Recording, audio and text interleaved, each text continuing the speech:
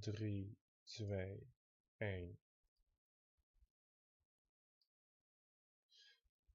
Hello everybody and welcome to Global Domination Amsterdam. We are live from the capital of the Netherlands. My name is Sunny Sapphire, the sweetest man in this promotion, and with me as always is my co-partner in broadcasting. It is man of El Desperado fame, Ed. I want to say something before we start here. The sweetest man. The sweetest man. Are you sure you're the sweetest man? We have the finest man. But hey, whatever. Welcome to Global Domination Amsterdam, the place of the Dutch Death Squad. And I had to say that because this is Yeah. their home country. It is the hometown, but we can't focus on each other for too long because we are starting this pay-per-view off with a bang. We are starting it off with the X Division Championship, and it will be contested inside a ladder match. Douglas, the longest reigning singles champion in UCW, will defend against Adrian Pack. And right now we are going to our commentator, our ring announcer, Dylan Schreuder, for the introductions.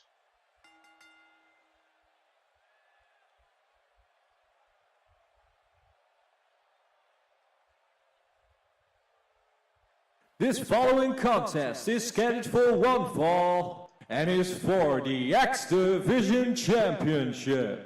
Introducing first, from Honolulu, Hawaii, he is the flyest man that ever lived, Adrian Pack. Alright, there he is, the challenger. And Ed, how are you feeling about this matchup? Like you said, this is the town of EBS, the Dutch Death Squad. They all come from this country. They all have been in this city. They've lived here. They've grown up here. They've bonded together. They fought together. They've stayed together. And we are starting off this pay-per-view. How big is this? It can't be any bigger than this, and it won't be any bigger than this, and that means that this night, tonight, everything will be won by the Dutch Death Squad. I don't care what it is, if it's the tag team championships or just retaining the X Division Championship. Yeah, that's true. A lot of title defenses for the Dutch Death Squad, but And we his are opponent right now going to the champion Douglas. He is your X Division Champion, the Golden Beast, Douglas.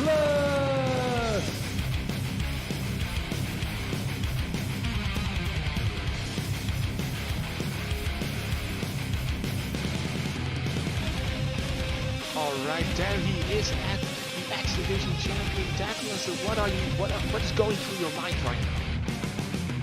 What's going through my mind is that I want Douglas to win this. I need Douglas to win this.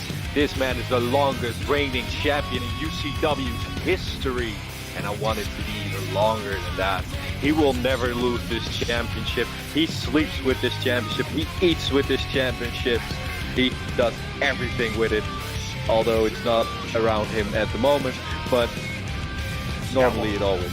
Of course, but that is because this is a ladder match.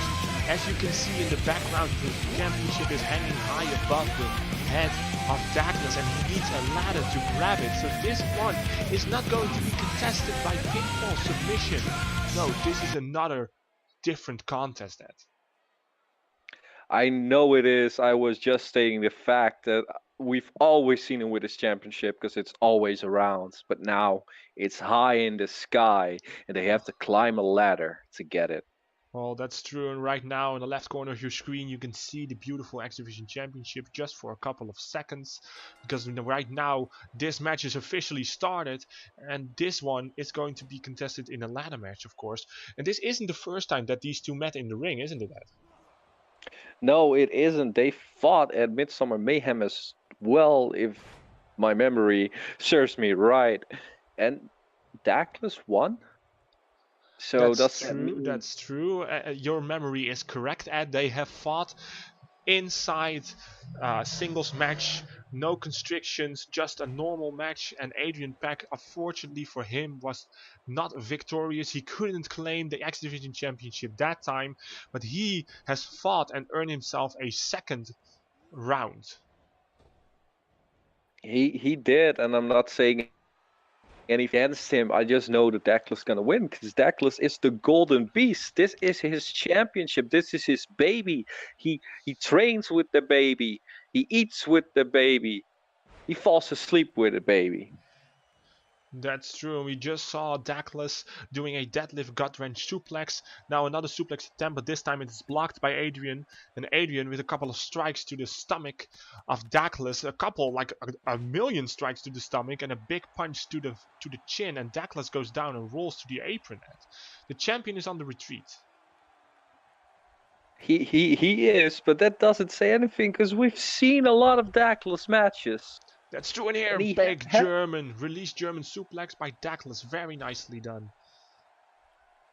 And he has moments where he's not in control. But we all know in the end, Douglas wins. Because that's what a beast does. That's true. We can't deny the facts, although I don't like the Dutch Death Squad. It is true that they have been dominant throughout all of UCW. And we just saw a beautiful backbreaker a couple of moments ago. And now Adrian is trying to get up on the apron. A really close contest in the beginning. And now Adrian punched to the outside. And maybe this is the first time that Douglas maybe is going to get a ladder. But he doesn't seem to be preoccupied with winning the match right now. He wants to hurt his opponent. He said this isn't a challenger he wants to face again because he doesn't deserve it. In the eyes of Douglas, he doesn't deserve it. This man doesn't deserve it. So he wants to hurt this man. He wants to injure him. An overhead belly suplex into the ladder. And that means that Douglas has tasted the first pain that ladder can cause at. Yeah, and that's you're gonna feel that in the whole match. It's not gonna go away from you. The pain will stay with you. Yeah, I think so too. And Adrian is now really working on him with some elbows to his neck.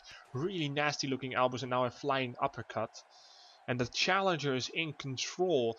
But of course now the champion is of course countering really fast, really smooth. He isn't showing any signs of fatigue or pain or injury by that ladder. Well, he of course he has it, but it's gonna maintain with him and it's gonna develop into something more through the match. If he gets more hits on his back, on his neck, he's gonna feel it more and more. There goes Adrian Pack, and he has brought the ladder into the ring, and now he's holding his hands on the championship while Douglas is busy grabbing another ladder. Like he isn't at all concerned with his championship at the moment. Let's see if he can get onto the ladder. Like for some reason Adrian is having a lot of trouble getting that championship off the waist, and of course I think Douglas in his mind knew that Adrian would struggle with this. But right now what's gonna happen? What's gonna happen? There they go. Superplex off the ladder. Oh, Douglas hit the ropes on his way down. That must have hurt the inner thighs of Douglas. That was unbelievable. And I wanted to say something about that championship. The reason he can't get it is because Douglas put some baby oil on it. So his hands were just slipping all around and he just can't get the grip on it. And it's difficult.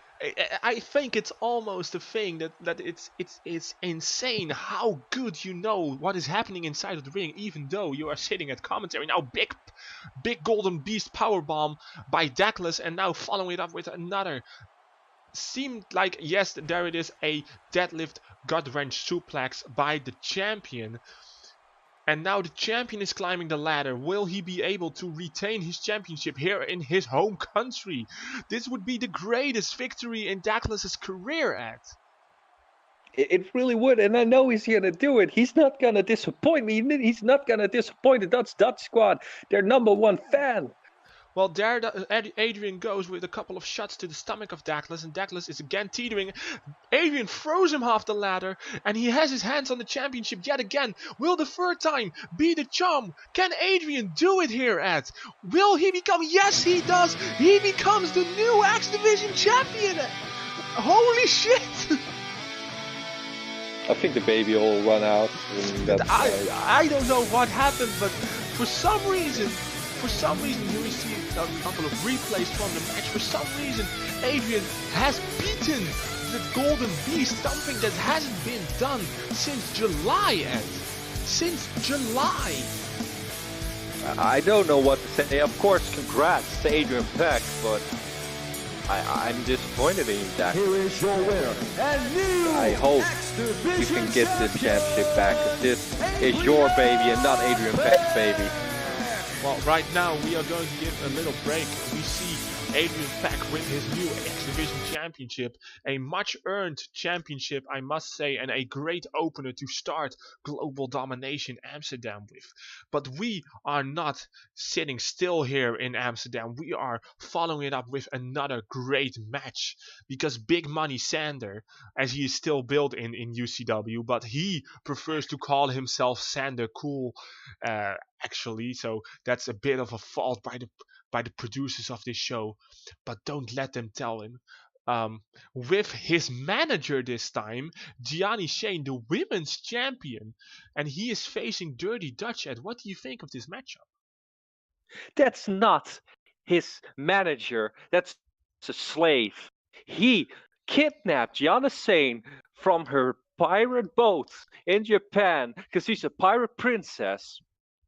Yeah. And I don't know how this man is still here. I don't know how this man is signed here. I'm angry about this. I'm really angry about this. This poor woman really thinks that she belongs here, but she's just being manipulated by Sander Cool. Introducing first. Let's From first the focus on the Netherlands, entrances. he is the money maker. Focus on Big Money Sander! Awesome! I came to play. There's a price to pay. Time for you to get down on your knees and pray. Say goodbye to the good old days. They're never coming back. Alright, and there he is as the potential kidnapper, but as I've already said, Sander Cool is a great guy, and people who defend him, like me, like Hunter Q, they know what great of a guy Hunter. They know that Sander is a great guy, and you and everybody else here in UCW is just trying to blackmail, is just trying to derail his way to fame, but that will not happen here in Amsterdam. Here in Amsterdam, the hippies rule, and we all want Sander to succeed. If we are blackmailing him, he blackmailed Jake the Executioner because he had some Chinese prostitutes from Sander & Co., of course. And he blackmailed him with this information to get him out of jail, to say that he never did anything wrong, to hide all the charges. Well, those are just rumors, and we're going to talk about his that opponent for a long from time to come. But Amsterdam, first, we're going to take a look at Sander's opponent. Dutch!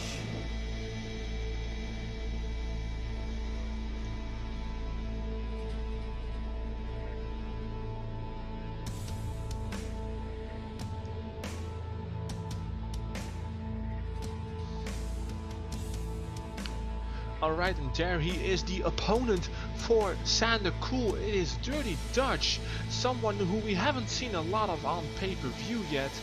This is probably his first time being out of the States.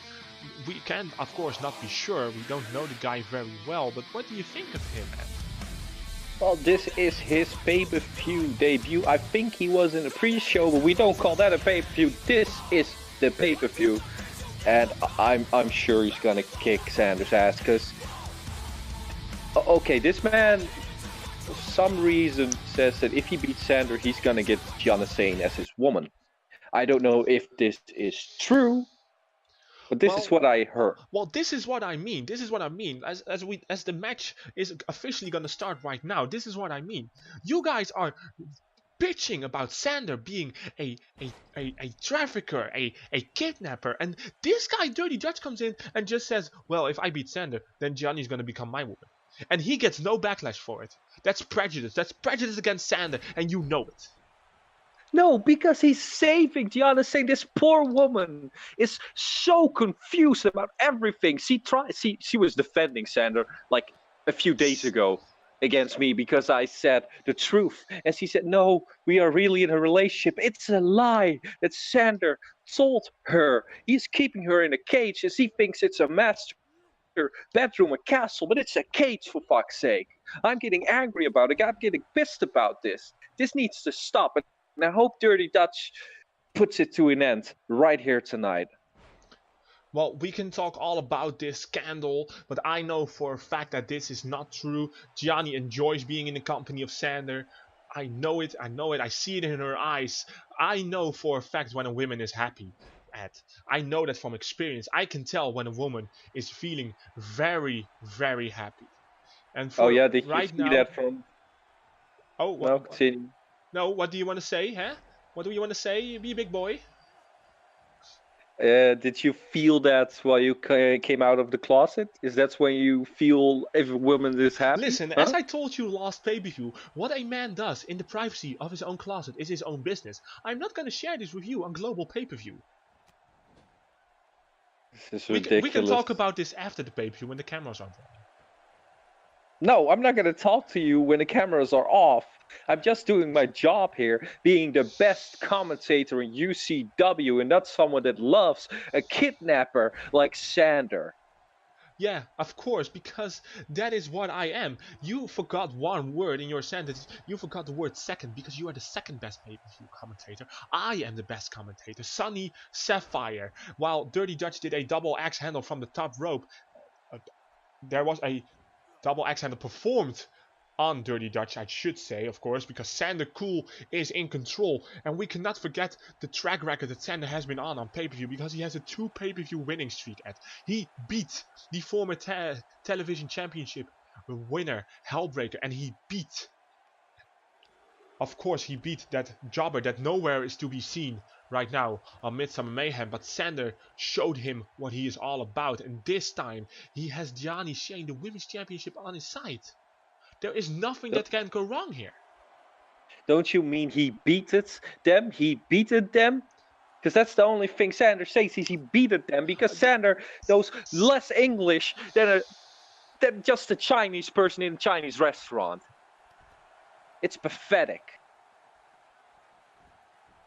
No, it is not pathetic. It is not pathetic. You know what pathetic is? It is pathetic for writing off a man or a human being for the fact that they are not able to spell correctly. Because they're not able to correct up to your impossible standards, Ed.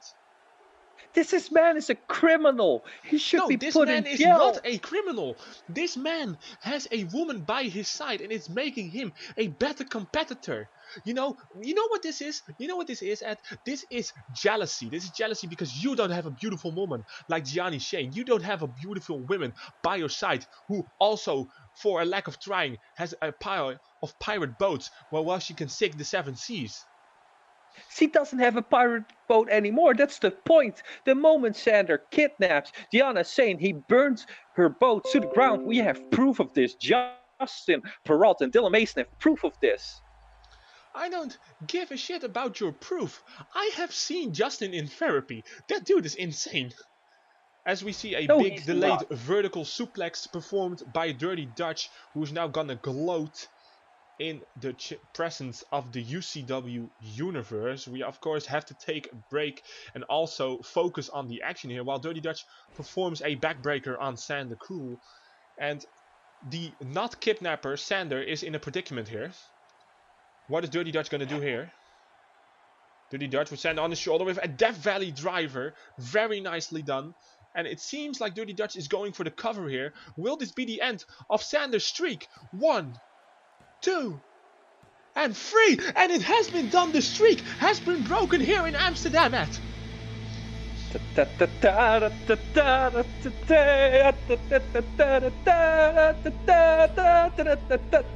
time to party, Sonny. It's time to party. It's time to get your desperados and party. Sander is down. Sander is out, and now Gianni Shane is gonna be with a real man in Dirty Dutch, and she is gonna finally be rid of the kidnapper, of the mind controller, Sander Cool. Finally, we have justice. Well, I don't think this is justice, Ed. I think justice will come once GD is finally over, once Global Domination is over, and these ridiculous rumors about Sander being a kidnapper, being a sex trafficker, being whatever all you are calling him, will be done. But congratulations to Dirty Dutch, because he proved that he is a mainstay here in UCW. He proved that he can hang with the very best, because that very best in UCW is Sander Cool, and you know this, Ed. You know it is just a matter of time before Sander Cool becomes the UCW champion. You know this is a matter of time. The only way that Dylan Mason could defeat him is by playing mind games with Sander. If that didn't happen, Sander would have beaten him. He would have beaten him. Yeah, that's what would have happened. Because we saw Sander being defeated in less than a minute by Dylan Mason. Well, yeah, because his mind was all over the place, because he went from euphoria to depression in like 10 seconds while he thought he won the title. He saw himself winning the title, and then it was all pulled under from him. But we cannot do anything about this anymore, because we have our third match coming up, a no-holds-barred match between Azriel Victor and Lance Lees, and this is a number 1 contenders match for the television title, and we are going to our ring announcer Dylan and his opponent from the Netherlands, the highlight, Azriel Victor.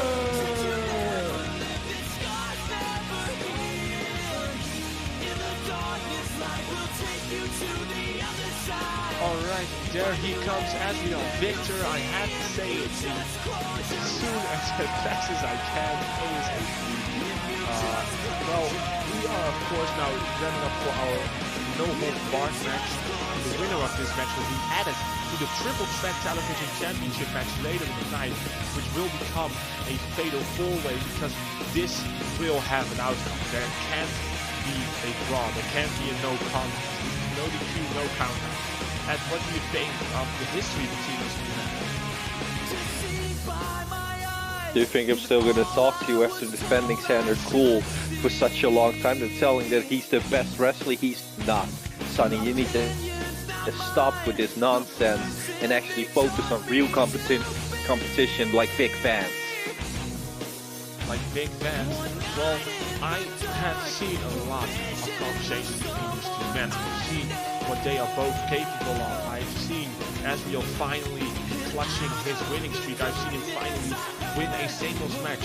And from the moment he did, Vic Vance was there to lurk in the shadows and talk about how he was gonna kill the his Star. opponent, But before we get residing to that, in Los let's Angeles, first look at his California, the Star Killer, Victor!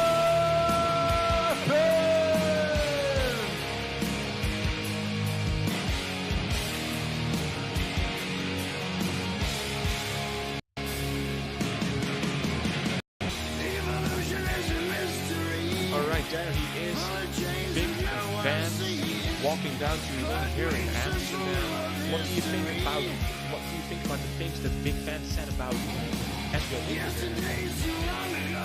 I'm kind of surprised. Is Vic Vance like wearing a wig for some reason, or? I think he's playing some sort of mind game here with Azriel Victor. We all know that first when Vic Vance came into UCW and now UCW, he had a head of hair, but since that hair has been gone. Now, for some reason, he's wearing a wig, maybe to symbolize his old self and his new self. I'm confused. I'm really confused about this. I don't know if it's mind games, but he's even playing mind games with me, being the best commentator, of course. That's true, and now the match has officially began, and this is a no-holds-barred match, and immediately a snap suplex by Azriel Victor. Now again, the winner of this match, either it will be Azriel or it will be Vic Vance, and they will join a steel cage match, making it a fatal 4-way, battling against the champion Galki and his two challengers, Yes R and Hellbreaker. I'm always a bit surprised about Azriel Victor, his game plans, because they never quite work out. At least on pay-per-view, they never really work out. That's true, that's true. He doesn't have an amazing track record. I hope, for his sake, that he gets a big pay-per-view win here, but I'm not so sure. Well, he has talked about him wanting to win, and people like Vic have called him out for being... oh, wow! And now Azriel Victor is pounding on is pounding on Vic Vance with that lead pipe. And do you remember what happened on Power Struggle, Ed, as we we stand up in fear of our lives? Do you remember what happened with that lead pipe, Ed? I'm again confused because now this man, his wig is gone. Yeah, as I was saying, this was probably mind games, because the guy that had hair, he was known as Lance. He was known as Lance, and he loved chaos. And this man, Vic Vance, this is a whole different person. This is the Star Killer. He wants to kill the star that Azrael Victor possesses. He wants to extinguish the fire in his heart, and Azrael is trying all that he can to not let that happen. How can you not get this? I'm just baffled. I don't know what to say anymore. I'm just surprised that he had hair, then he didn't have hair, then he had hair, then he didn't have hair again. It's yeah, too I can much. understand the first pinfall of the match, and it is a 2 count as Vic Vance kicks out. Very nicely done. Still a lot of resiliency left. And now vicious back elbows by Azrael Victor. The last time Azrael Victor was in a hardcore match, he didn't do anything hardcore. Can you remember this, Ed? Yes, I do remember this, and I was questioning his game plan there, but now he goes straight after a steel bat, like straight after it. Not even thinking about it. That's true. I think that Azrael Victor has grown here in UCW. Once we see a dropkick by Vic Vance, I think of course, he has this straight edge lifestyle. He wants to do good. He wants to show that people can live their lives differently than how like 75% of the people are living them. But he also had a strong objection against the hardcore side of wrestling. But he seems to be embracing it the last couple of times. He was probably done with everything that happened, all the losses. It finally caught up to him. And well, I also don't hope that this... Oh, crucifix bomb by Vic Vance. Very nicely done. A move that you don't see too often at. Oh, he did it. Beautiful. Beautiful. Very impressive. Now Vic Vance on the top rope, going for a moonsault, and he hits it perfectly. What an athleticism for the guy that calls himself the Star Killer, while he was up to the stars. Now with Azrael Victor on his shoulders and a snake eyes dropping him on the top turnbuckle face first. That has to hurt. And this is of course a no holds barred match, but for now the only guy who has done used a weapon is Azrael Victor, while Vic Vance with a coast to coast. Holy crap, a coast to coast. Jesus. Wow. And now Vic Vance is gonna go to the outside, and this should probably mean that he's gonna get a weapon whilst he's staring down Azrael Victor. Is this some mind games? He's just letting him get up. This is not a great strategy. I mean, we have talked about Azrael not being a great strategist, but Vic is also displaying the same ability. Is Vic trying to somehow get mind games in Azrael by doing his? Maybe he wants to show what he's winning, what he's losing, or what he's missing, or where he's going wrong. And again, we saw a cover and a kick out at 2, and now trapping him inside his legs, big vicious back elbows to the top of the head. These are some weird things going on in this match. That's true, but now Azrael Victor is on the middle rope, the dangerous rope of them all, of course. Now with a double axe handle to the top of the cranium of Vic Vance. Of course, sorry, I'm just so confused. I almost wanted to say Lance. I know, that's my problem exactly. I don't know if it's Victor. I don't know. All right, there goes Azrael with Vic Vance on his shoulders with a flapjack, a modified flapjack, and a cover 1, 2, and a kick out by Vic Vance.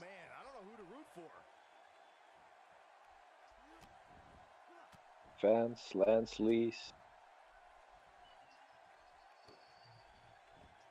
I just don't know what to call him sometimes, you know. I mean, it's obvious if he comes out looking one way, but now he comes out looking 2 ways. Yeah, so we don't know if he's the former one, if he's the newest one, if he is in combination. Maybe he's Victor Lees now, or Lance. I don't know. I really don't I don't know. know. Like he has to give us an explanation when GD is done. Like when Global Domination clears off pay-per-view, he needs to give us an explanation what happened. And now Ezreal Victor is dominating Vic Vance, dropping him on the top rope. Now getting I him up must again. say, And now a Asheville Victor. backbreaker, very nicely done. I'm sorry, Ed. What were you about to say?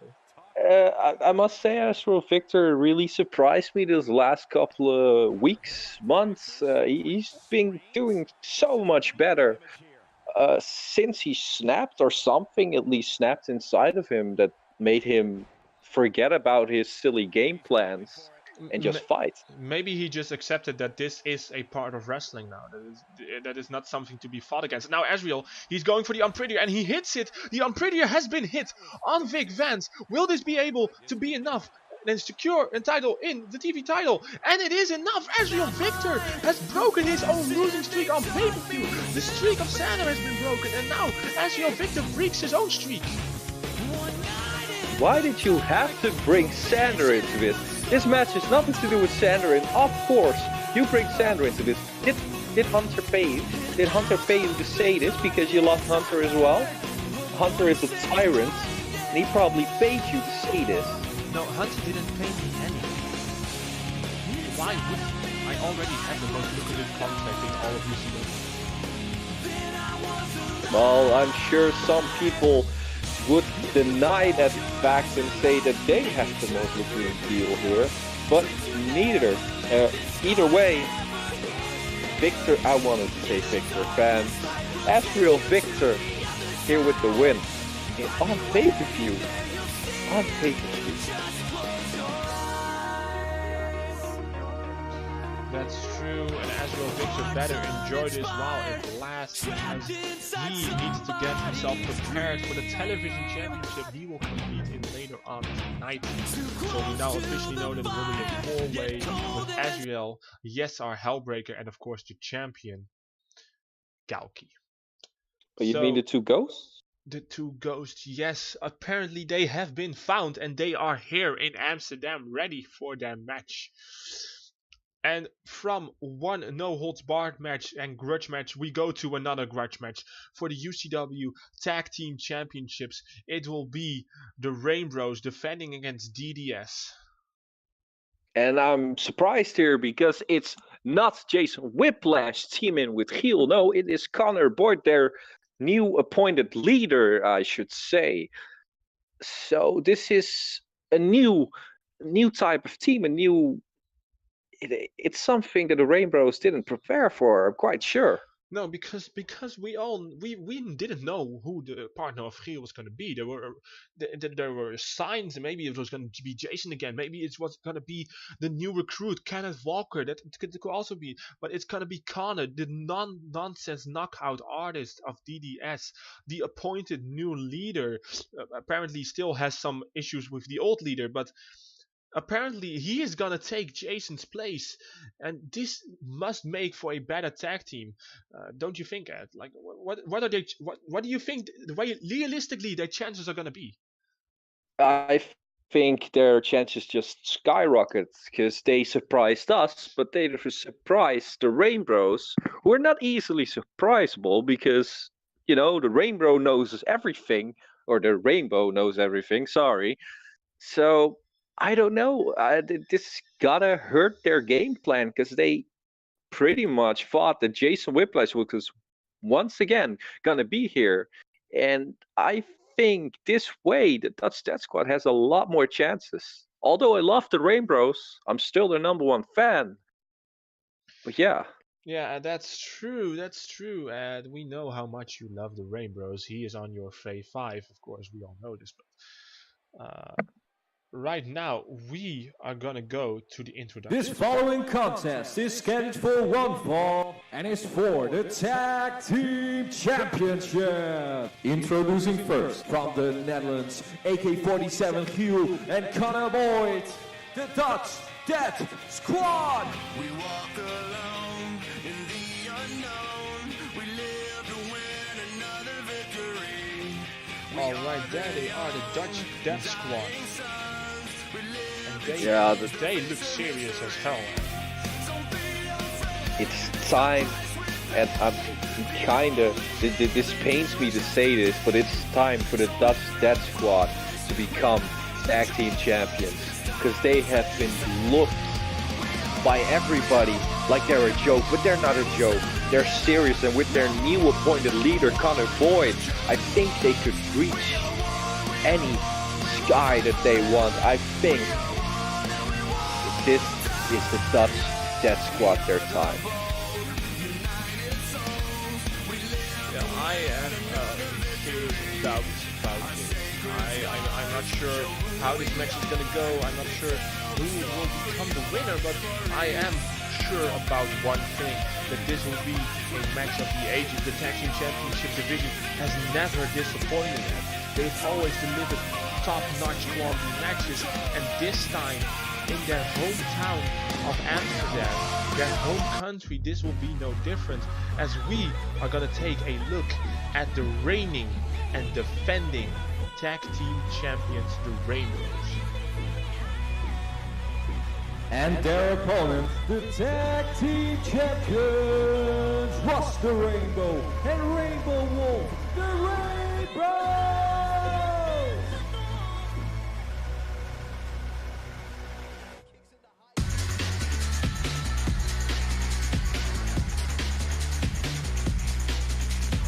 Alright, and there they are, even more hyped than they ever are. And of course, with their new shirt, Happy Rainbow Day, which is in the UCW shop right now. Get your own today before they sell out. I mean, I'm wearing it underneath my suit. I'm wearing the exact same shirt. Yeah, well,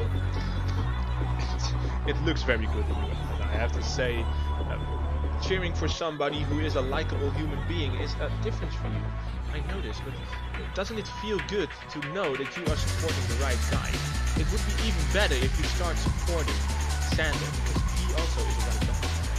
Well, I don't want to say a lot, but if I'm gonna get this right here, let me take it. Here is my flag of the Dutch Death Squad, proudly representing. That's true, but we are getting set for the second time that the Rainbows will defend their championship against the Dutch Death Squad.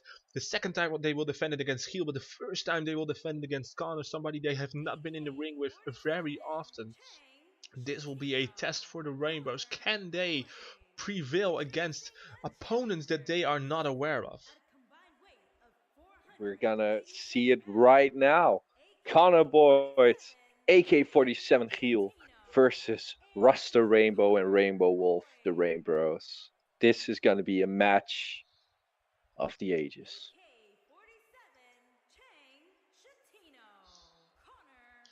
That's true, and the whole crowd is waiting in anticipation until this begins. Can't we just get this? Can't we just get this over with? We want this match to start. The introductions has already been done, but somehow this strange woman that I've never seen before is saying something we cannot really understand. I don't know, maybe it's in Rainbow language. It's probably because we are in Amsterdam. She's probably stoned, thinking she's an announcer. But you know, you sometimes Make-A-Wish does weird things. That's true. You're completely right about that. But there you have it, the Tag Team Championships by our referee. He is ready, Jeff and it Stryker. seems like Rainbow Wolf and Giel are gonna start this matchup. And those two know each other from Midsummer Mayhem, and immediately Giel tosses Rainbow Wolf outside the ring, like getting your dominance on in the early going. Showing the power that AK-47 Giel possesses. Yeah, that's true. Giel is of course an outstanding competitor. Of course, after Douglas, he is the longest reigning singles champion. Like those two positions are dominated by DDS. Yeah. It really is dominated by DDS. So just imagine that on his record of being a TV champion, he can add tag team champion. Yeah, well, Rainbow Wolf isn't taking this lightly. Already shoved Giel into the steel steps, and now Giel is taking control, throwing Rainbow Wolf back into the ring. Rainbow goes outside, Giel goes in, now Rainbow goes back in. Thrust kick to the chest, And now getting him ready for some sort of power bomb. A sit-out power bomb this time by Wow. Rainbow Wolf. Very nicely done. A big power move in the early going. And now Rainbow Wolf is doing something we've never seen him do before. He unbuckled the turnbuckle. He exposed that steel in his own corner, Ed. What do you think of this maneuver? Well, I know Rainbow Wolf is a really nice guy. I mean, he bought me 24 bottles of Desperados at Desperados Cantina Bar. That's a real thing now. Just ask Janie Stars. Yeah, that's true. That's true. I already saw the Toto episodes, of course. We just saw Rainbow Wolf performing a variant of the back suplex, pulling Giel inside his own corner and tagging his tag team partner Russell Wellington, also known as Russ the Rainbow. He's going to the top rope, and he is channeling his inner Rainbow. And there he goes with a high crossbody caught by Giel in midair. What strength possesses by the DDS member AK-47, and he dropped him on the top rope. That was very impressive, Ed. It was completely impressive, but he's fighting someone that's silent. Russ the Rainbow is the silent one of the Rainbows. We never hear anything from him. Wolf says he's always or whatever, but I don't know where this guy, how he's still here. I also don't know why he is so quiet, but you know, the quiet ones are the ones you need to look out for, the ones that don't make any sounds, the ones that don't let you know where they are. Those are the most dangerous people. And even though he got caught on one of his very first maneuvers, he is now in the ring with Connor Boyd, and he delivered a big high knee, dodged one of his strikes, and now tagging in his partner Rainbow.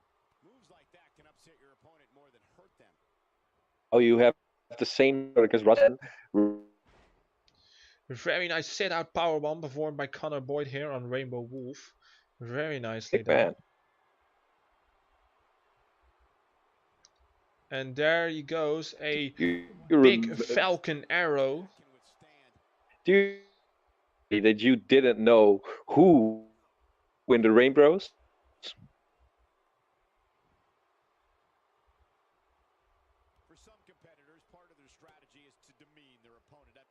I think Sonny choked or something, because I'm not all.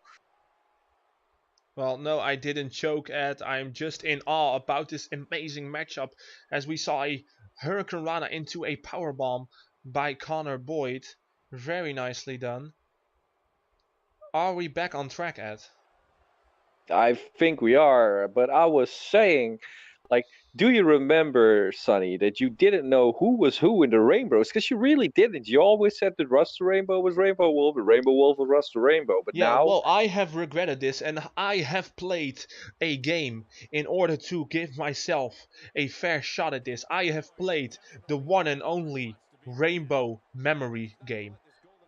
13 pieces of Rainbow Wolf and Russ the Rainbow, and I know which one is which now, and I know that Rainbow Wolf was way too busy with gloating about his success and got a dropkick in the back, like he didn't even see it coming, and now he reverses the suplex attempt into a beautiful DDT. Very nicely done. That was a beautiful DDT, but I wouldn't expect anything else from the Rainbow Wolf. And again, another sit-out powerbomb on AK-47 Giel. Now the first cover of the matchup, and a kick out at one, Ed. At one! Like, after taking all that punishment, Giel kicks out at one. They want the tag team championships. What don't you get about that part? They trained their asses off for Global Domination Amsterdam. This is their home country, the place where they grew up. They are not going down without a fight. That is true. That is true. That is of course what we want to see on pay-per-view. We want to see the very best matches. We want to see people give not 100%, not 200%, but 500% of what they're worth. They need to show the world, and in this case, the entire country of the Netherlands, that they are worth it. And now, and Hurricane Rana into a pin predicament by Russ the Rainbow, and a kick out at one again by Giel. Very nice. Giel keeps kicking out at one. They need some bigger moves, or you're not going to keep the big man Giel down. That's true, that's true. But they have already got experience beating Giel. Maybe they think this will be this will be easier than the last time. And now a quick desperation tag made to Rainbow Wolf. Very nicely done by the Rainbows. They are showing their tag team unison here. Of course, they're not tag team champions for nothing. They won it from the Resistance back at Hardcore Revolution, if my memory serves me right. And they haven't lost it since. They defended it time after time. Well, let me refresh your memory, because they eventually won it at Chase the Case. Oh, And they defended it against the Resistance at Worldwide Warfare, and then they defended it against DDS, and they have already got two successful title defenses. While Rainbow Wolf performs a standing moonsault. Very good, very nice, and now a moonsault, a lion salt, changing direction into midair. Wow, impressive! And this time Giel stayed down for the 2 count. He was able to kick out, but it was later than last time, Ed. because this is Rainbow Wolf, and Rainbow Wolf is the man in the Rainbows. He is the one that gets it done. He is the one that got the tag team championships. That's Russ true. the Rainbow does a lot less. He was the one who pinned one member of the Resistance. I can't say who it was, I can't remember, but he was the one who made the winning pinfall. While Connor is now working on Rainbow Wolf, but he is not the legal man, if I'm right. Giel is still legal, and the ref is allowing this. This is very weird to me. Why is the ref allowing this, Ed? Why do you think he's allowing this? Well, Jeff Stryker is not really experienced referee here.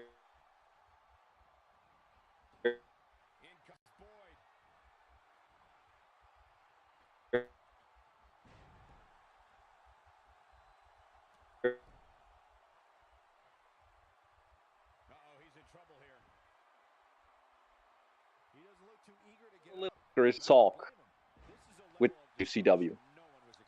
Yeah, well, that's true. We, of course, have a lot of inexperienced people in UCW. Of course, we know that UCW wants to give the younger guys a chance. That, of course, that goes for wrestlers, but that also goes for referees. While we see a big boot by Rainbow Wolf.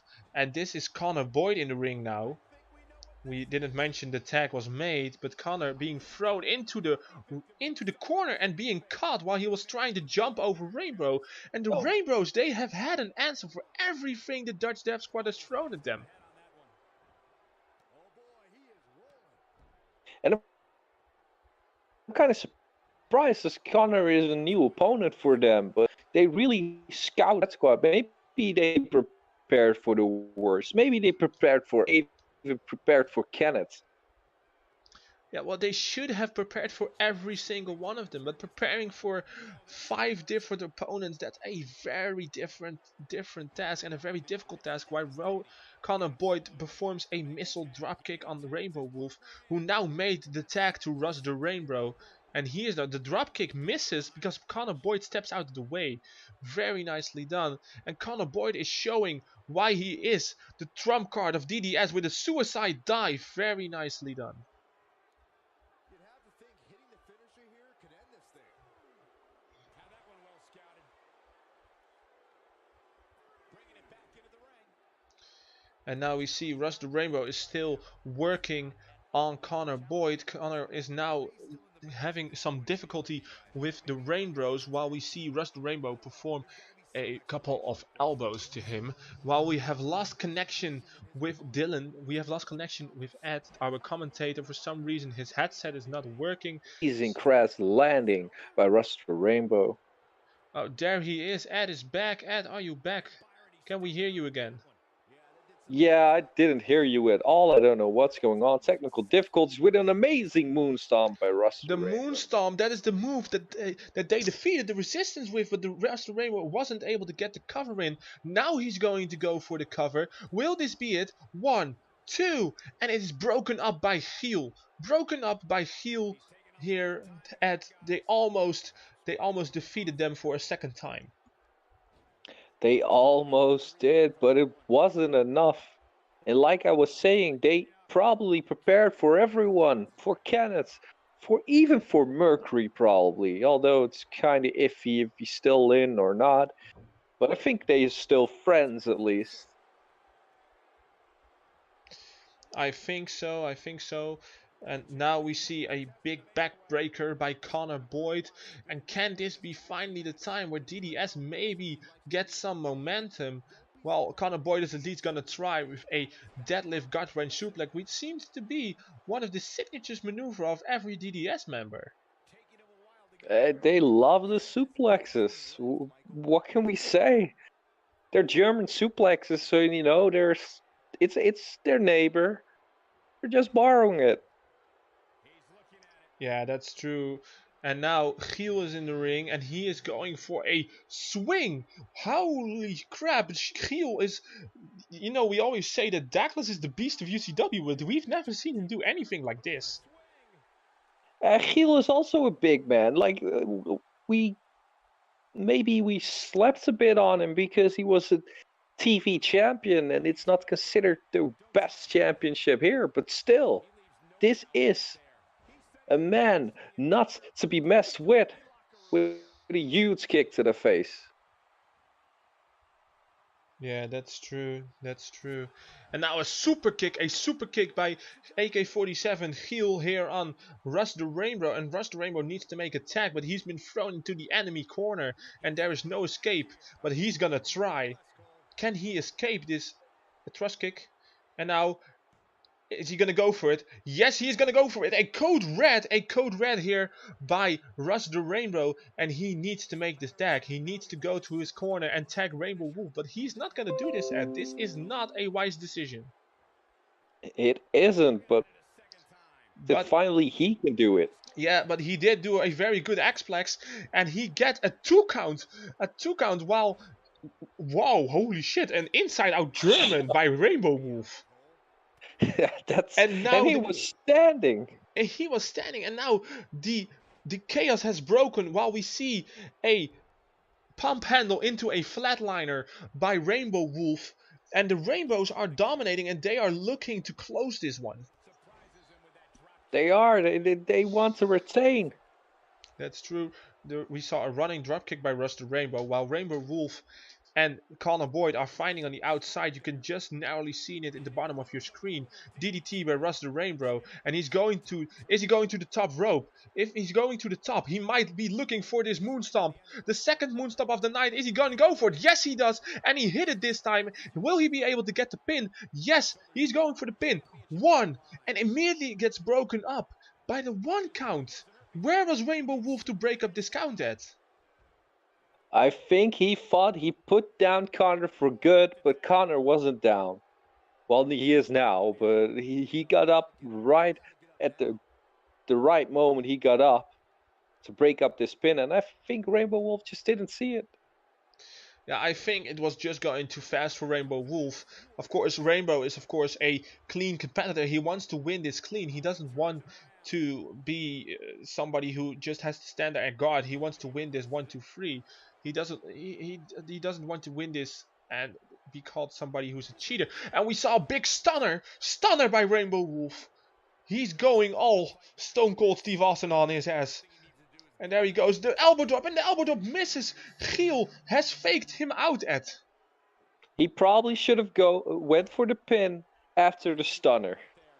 Stunner, devastating maneuver, but now we saw a modified side slam and a 2 count for Rainbow Wolf. Giel was able to get the shoulder up, and now Connor Boyd back on the apron. And now it seems that things have taken a turn to the cooler area. No more chaos, no all competitors in the ring. Just some good old-fashioned tag team competition here. Well, Giel performed a very nice zigzag and now a very nice lion salt. Very nicely done by the DDS member, the former television champion, AK-47. Now what's he gonna do here to Rainbow?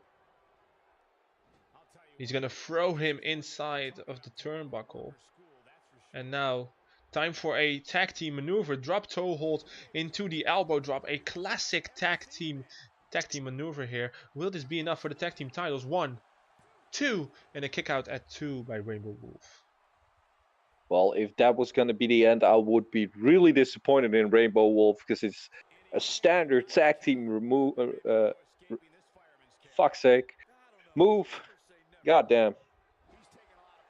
That's true, that's true. Ed, it is okay to mispronounce some words because the excitement of this match is way too good to contain. You're completely right. The excitement is the fans are screaming at the top of their lungs, "Go DDS!" And it's continuing like that throughout the whole match. Yeah, but we cannot deny that although DDS has been shouted the loudest, we also hear the faintest cries of Rainbow's friends. We also hear the rainbow chants. Rainbow Day, Rainbow Day, Rainbow Day. And now a cutter attempt by Connor Boyd has been prevailed, has been countered, and has been countered into another one of those Rainbow Wolves modified side slams. And now what is he gonna do? Is he going to look for a moonstomp? Maybe so. He's thinking about what he's gonna do. Like he's taking his time. He's taking his sweet time.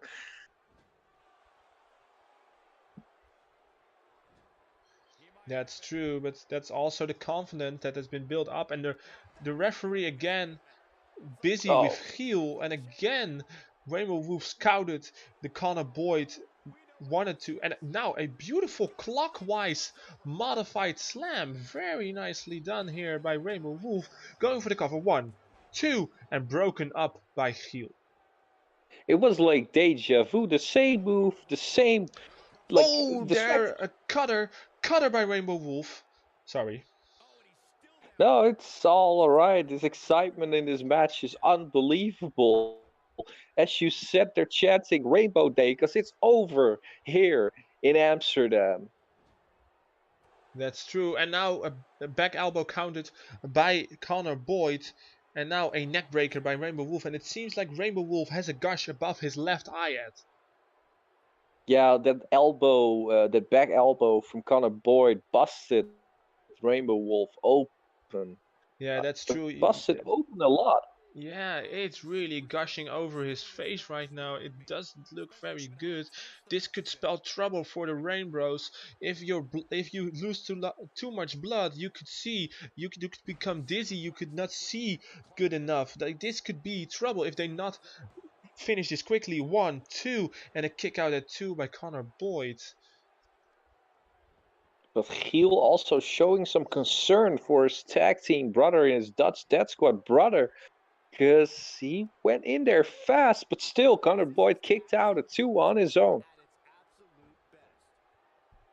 That's true, that's true. Connor Boyd still had enough left of him. And now we see the vicious knees from Rainbow Wolf. He is showing that he knows that this is a matter of time.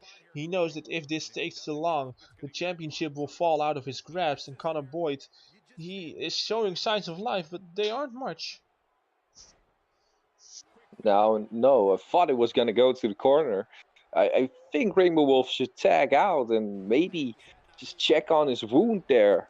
Yeah, I think so too. And we just saw a modified backbreaker by Connor Boyd, while Giel is trying to rail up the fans to chant for Connor Boyd.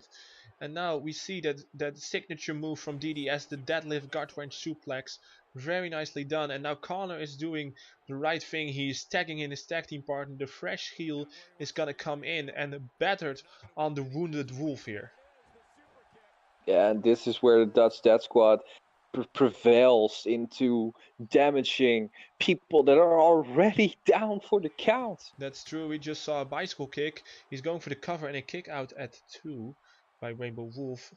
Rainbow, he is still in the match, but you know you gotta think that this is not gonna end well for him if he doesn't treat himself. I saw his eyes. He looks out of it. The blood is running over his face. He really needs to get the tag as quick as possible. But Giel won't let him tag at all. No, that is true. That is true.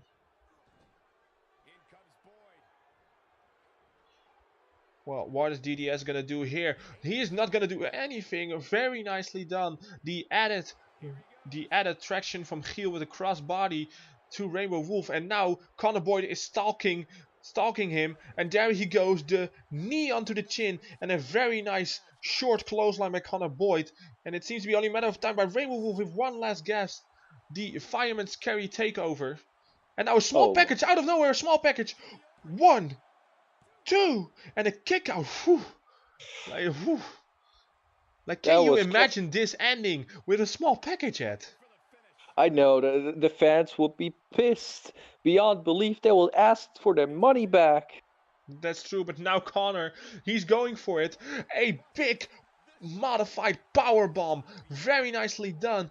Rainbow Wolf might be out. This might be it. Will DDS win the tag titles? 1, 2, and 3. Holy crap! The longest reigning champions have been dethroned. And here in Global Domination, the Rainbows have lost. Oh my god, I told you, Connor Boyd was gonna be the difference maker, and here we see the proof, and it probably had something to do with Rainbow Wolf being busted open and kinda don't know where he was anymore because he was taunting, and I don't know at who, but Connor Boyd, I don't difference know. making Dutch Devastation. I don't know what to say right now. The Rainbows have been a state of they have fought long and hard to get those championships all go away. That's devastating, but this match was so awesome. Like, I'm conflicted. I saw one of the greatest tag team matches in all of UCW history, maybe on par with those with the Resistance, but at the same time, I'm crying in my sleep right now because I don't want the Rainbows to lose. Like, how can we live with this? I'm gonna say it right now, and I don't know if Rainbow Wolf is happy with this, but ditch Rasta Rainbow.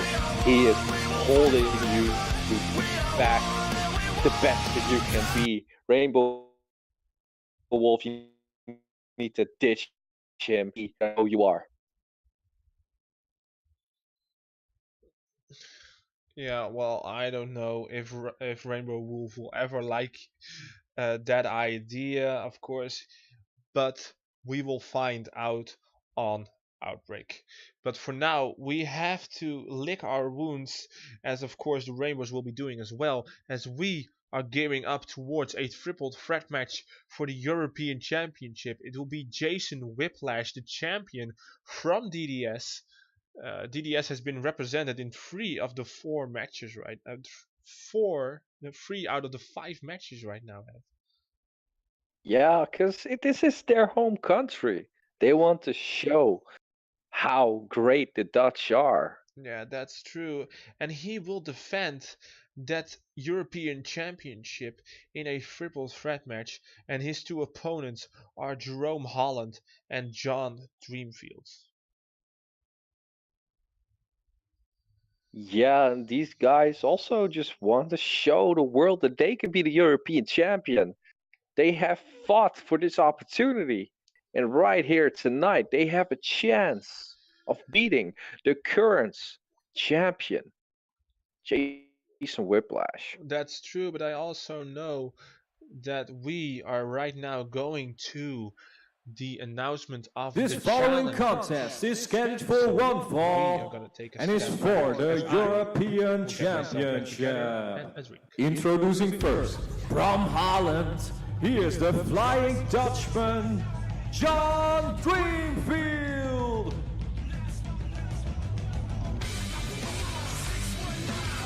Now we completely forgot that the Dutch Death Squad isn't the only, they aren't the only guys from Holland, from the Netherlands.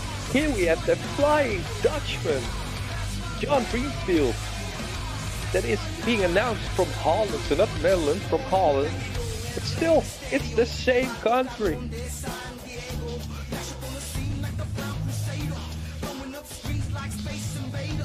That's true. I needed to get something to drink because being a commentator, you know this, man.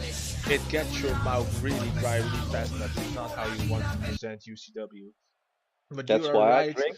That's right. That's right. To Holland, John Greenfield is of course from Holland, and we will now go to the end. And his opponent, from Almere, the Netherlands, he is the history maker, Jerome Holland.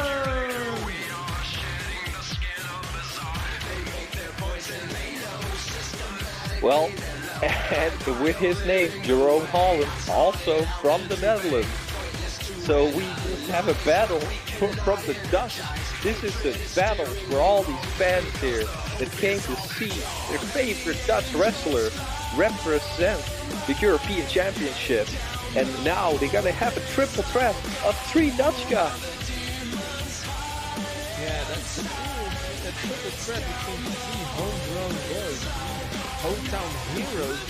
This is gonna be awesome. Like the crowd will love this, but they will also be conflicted. Like, who are they gonna cheer for?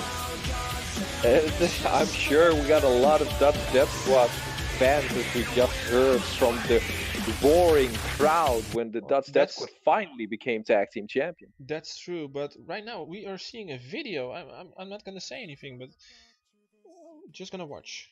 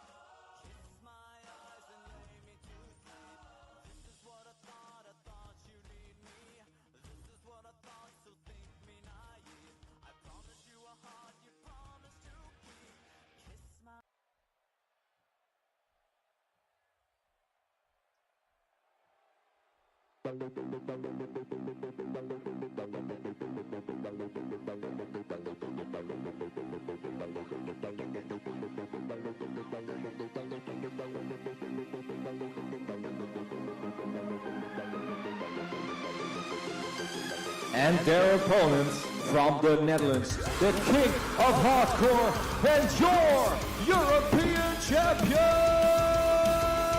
Jason Whiplash!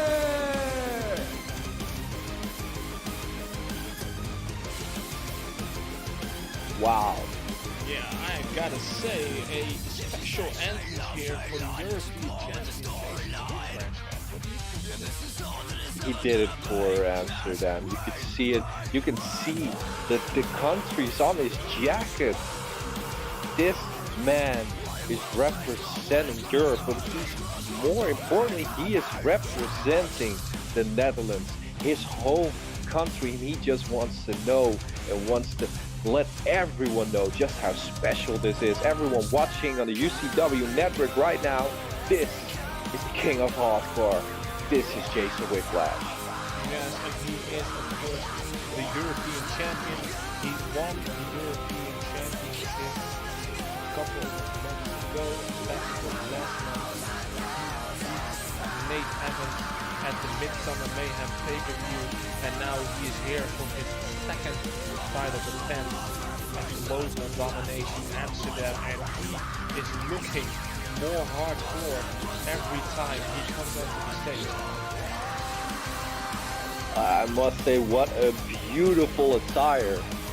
What a beautiful attire. Custom made, of course. Only the best, right? Indeed, only the best for the King of Hardcore, the European champion, Jason Whiplash. There you see the beautiful European This will, of course, be a triple threat match. The referee making sure that the crowd knows for which championship is actually contested. Of course, these are all things that need to happen in a professional wrestling company that is UCW. And right now, the competitors checked. Ring the bell. Here we go. Triple threat match. No disqualification. No count out. And immediately a double cutter on John Dreamfield. This is very weird to me. Well, that's how you do in a triple threat match. Yes, that's true. John Dreamfield You really make alliances really shook and this break off. them a moment later. Yeah, that's true. And John Dreamfield really shook this off pretty quickly with a drop kick to Jason Whiplash. Now he's getting up Jason Whiplash, and now a a pop-up Hurricane Rana, very nicely done. And now a pop-up Hurricane Rana to him as well. And this one into a pinning combination. 1, 2, and a kick out at 2. He was really surprised, Jerome Holland, by this. Oh my god, oh my god. I thought he was going for a package pile driver. He did it into a modified Michinoku driver. Very nicely done. And now a draping DDT to Jerome Holland. And just like that, the champion is almost in control at. Almost. You cannot count out John Dreamfield. That's true, we can't. We never can. And John Dreamfield now with a dropkick to the side of the head while Jerome Holland is outside the ring. This is what you'll see in a lot of triple threat matches. They are, of course, there are 3 competitors, but it also really comes down to 2 people at the end, like and throughout the match. Isn't that right, Ed? It really does, and you can team up to make it a one-on-one match, but for now they are not doing that. They're keeping it a triple threat. Yeah, and you see what a triple threat is all about. You just saw it right here. You know, when one guy pins another guy, you always have to have eyes in the back of your head. Now you saw a pop float over DDT by John Dreamfield, and he's gonna pin while Jason is outside. Very smartly done, and not even a 1 count. But this is what you gotta do. You gotta know where your opponents are, and you gotta make smart decisions when you go for pinfalls, because if they break your pinfall up, they immediately hit you. They hit you with a big kick to the face, or maybe with double axe handle, and you are immediately compromised. You can't fight back immediately, as you are a sitting duck once you pin. Can we just admire the beautiful arena our designer, I think Senna, made for us? I mean, look at this arena, how it's set up, the logos, everything. It's a beautiful arena.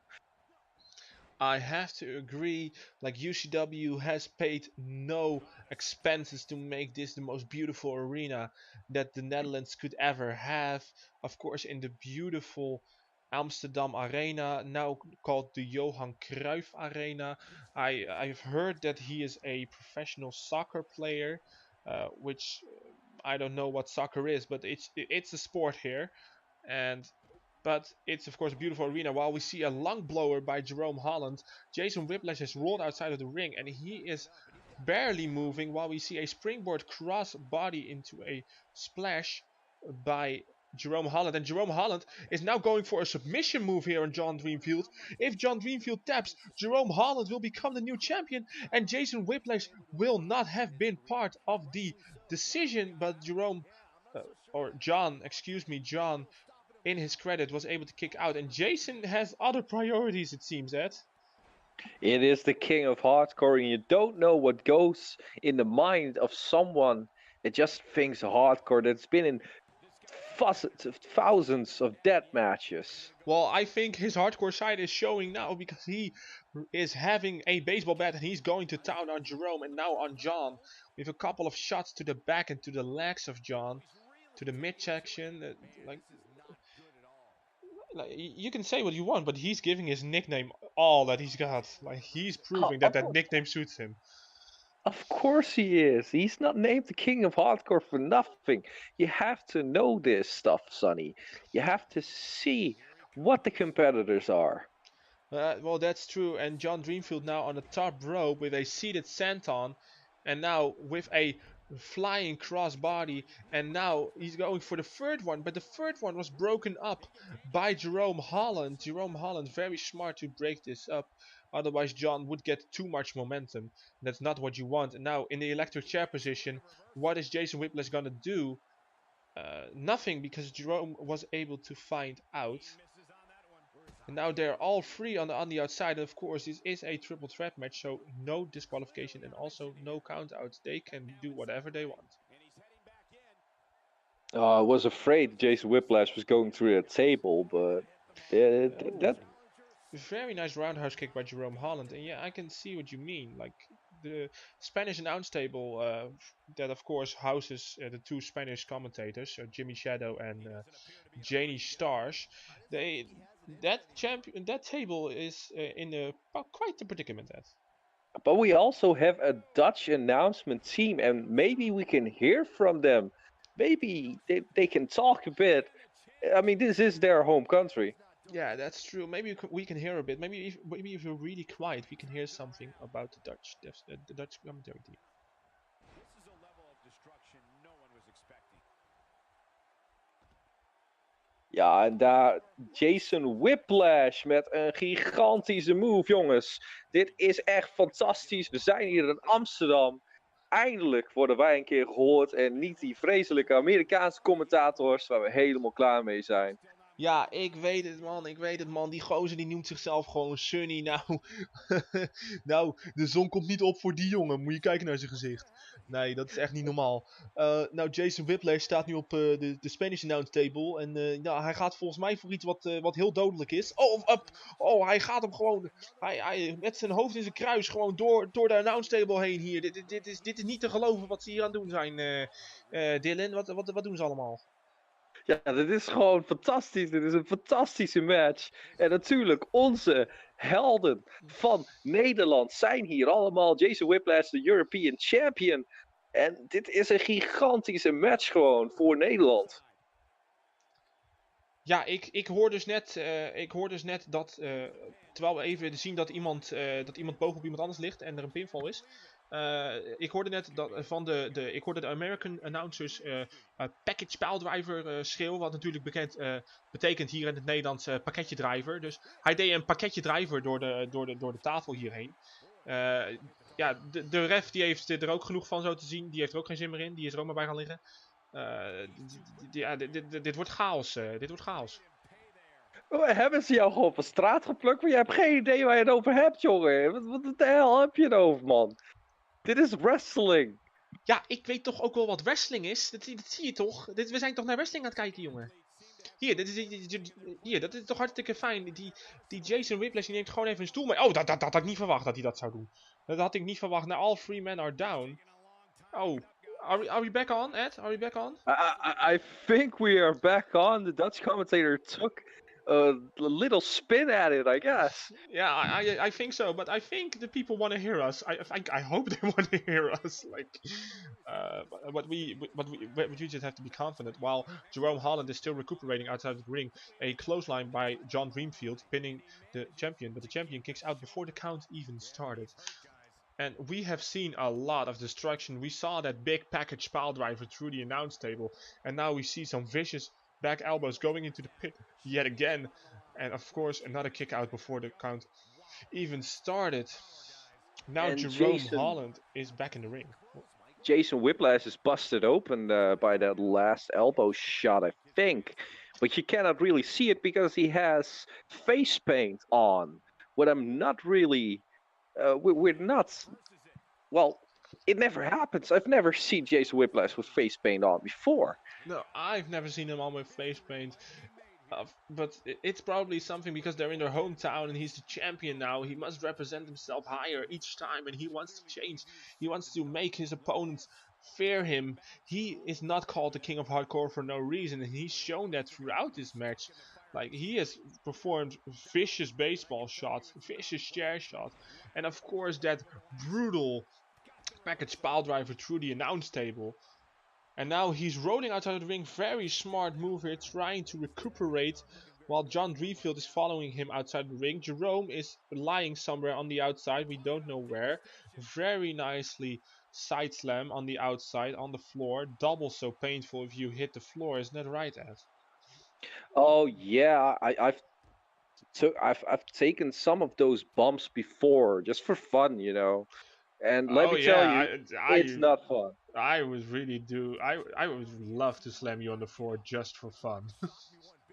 You couldn't even fucking lift me. Because you're so tiny, your little stick arms couldn't lift me even if your life depends on it, son. Listen, they always told me that our boys are special in their own way. And of course I can't lift anybody and I'm not strong, but I'm special in my own way, okay? Yeah, go back in your closet and talk to yourself. I will go back into my closet once that is necessary, but right now we see a submission hold, but it has been broken up by John Dreamfield. Let's see and the neckbreaker has been counted into a nice vertical suplex by Jerome Holland, and it seems that The guy that is called Jerome Holland is taking control now with a pin on the champion and a 1 count, and the champ kicks out. The champion will not go down. He will not go down. He is the king of Europe, and he will remain the king of Europe for as long as he wants. That's true. That's true. He is, of course, nowadays the king of Europe, but he has two formidable challenges, and this triple threat match has been going on for a while. And of course, the most devastating thing that can happen in a triple threat match is that you lose your championship, but you were nowhere near the decision. Must be in the mind of Jason Whiplash. Of course it is in his mind, but he thrives on these kind of matches. I mean, that matches is not just one-on-one. It's every match type imaginable, with barbed wire, with baseball bats, with the glass light things, the light bulbs. I don't know how they call them. They have a special name for them. Yeah, you call it light tubes, Ed. Light tubes. All right, fine. I don't care. But they Well, you have called me out about not reading in my material, but I know this and you didn't know this. So suck All on right, that. fine. Fine, I'll give you this one. Finally, you did something right with your job. You want an applause? You want me to stand up and give you a fucking applause? Well, I want you to answer me. Why did Jason Whiplash knock out the referee? Because he's the king of hardcore and he does what he wants. Alright, so now they're fighting over the baseball bat. That is, of course, a grueling competition. Oh, and they are. It's going back and forth here tonight. This Oh, looks and like a Charlie Chaplin movie. That's true, but the champion indeed has won as you predicted, so you get your money's worth at. And I think that all we see here a road up and a road break in a triple threat match. This must be European rules because that does not happen in America. I think it's a problem with our new referee, Jeff Stryker. I think he doesn't really know the rules that well. That's true. The ankle lock was applied for just a moment, but John Dreamfield now closelining Jerome Holland to the back, and you can see that Jerome is picking up steam, but the back elbow, and I think John hit his back of his head until the steel steps at. That looked really, really nasty, and I'm not sure if Dreamfield can get back from that. Yeah, I have my doubts as well. The pinfall and the kick out at 2. John Dreamfield still in the match. Jason almost lost his championship. He wasn't able to get back in time, and now he's claiming that he is winning, but it could go all the way. It could go in all 3 directions. And once again, he looked at the referee saying, "Don't get in my way. Oh, This a is power mine." bomb on the steel steps at. That was vicious by Jason Whiplash. Reminding us of his death matches days. That's true, and now he goes for the cover. The cover by Jerome Holland and the kick out at 2 by Jason Whiplash. And I don't think we will see much of John Dreamfield in the following minutes. He must be out for a couple of them. He took a vicious powerbomb. If he is able to get back at all, that would be a blessing in disguise. And now a gut wrench deadlift suplex performed by Jerome Holland, maybe mocking Jason Whiplash, going for the cover, and Jason kicks out before the count starts, maybe sending a message that you just don't use the move of the Dutch Death Squad at. Yeah, it's a big thing. It's their move, and it will remain their move. And if you're gonna use it, you're gonna fuel the pain. To sound really corny. Yeah, that's true. That really does sound corny. But right now, Jerome Holland, John Dreamfield, and Jason Whiplash, they are all 3 busted open. This has become an all-out bloody warfare here tonight at Global Domination. They are really fighting for the domination. And now, here's he going again, a package pile driver by Jason Whiplash, and we're gonna see the replay. Look at how his head buckles into the canvas at. Right on the city of Amsterdam. Right on the skyline, going for the cover 1 and a 2 and a Oh, it was just broken up by Jerome Holland. I thought that was 3, Ed. And now a powerbomb into a pinning predicament. 1. And oh, and a beautiful reversed into a double leg Boston Crab here by Jerome Holland. He is showing us something that I've never seen before from him, Ed. I That was 3 and the referee fucked up. Are you saying that your buddies, the Dutch Death Squad, just lost the European Championship, but only gained it back due to a technicality, due to the fact that the referee made a mistake, Ed? No, not at all. Oh, all right. So we see here a cross arm breaker by John, who, and now Jason Whiplash with a clockwise back suplex to the referee. I don't know why that was necessary, but it's Jason Whiplash. You never know what's gonna happen. You gotta love Jason Whiplash. He just does what he wants. He says the referee needs to do a fast count the next time he pins somebody. And the referee said no. And well, Jeff Stryker is down now. Yeah, well, he's down for the count. The ref, yeah, he's pretty quick back on his feet. Like, maybe he has some wrestling experience. Somebody should get onto that. Somebody should ask him if he's got some wrestling experience.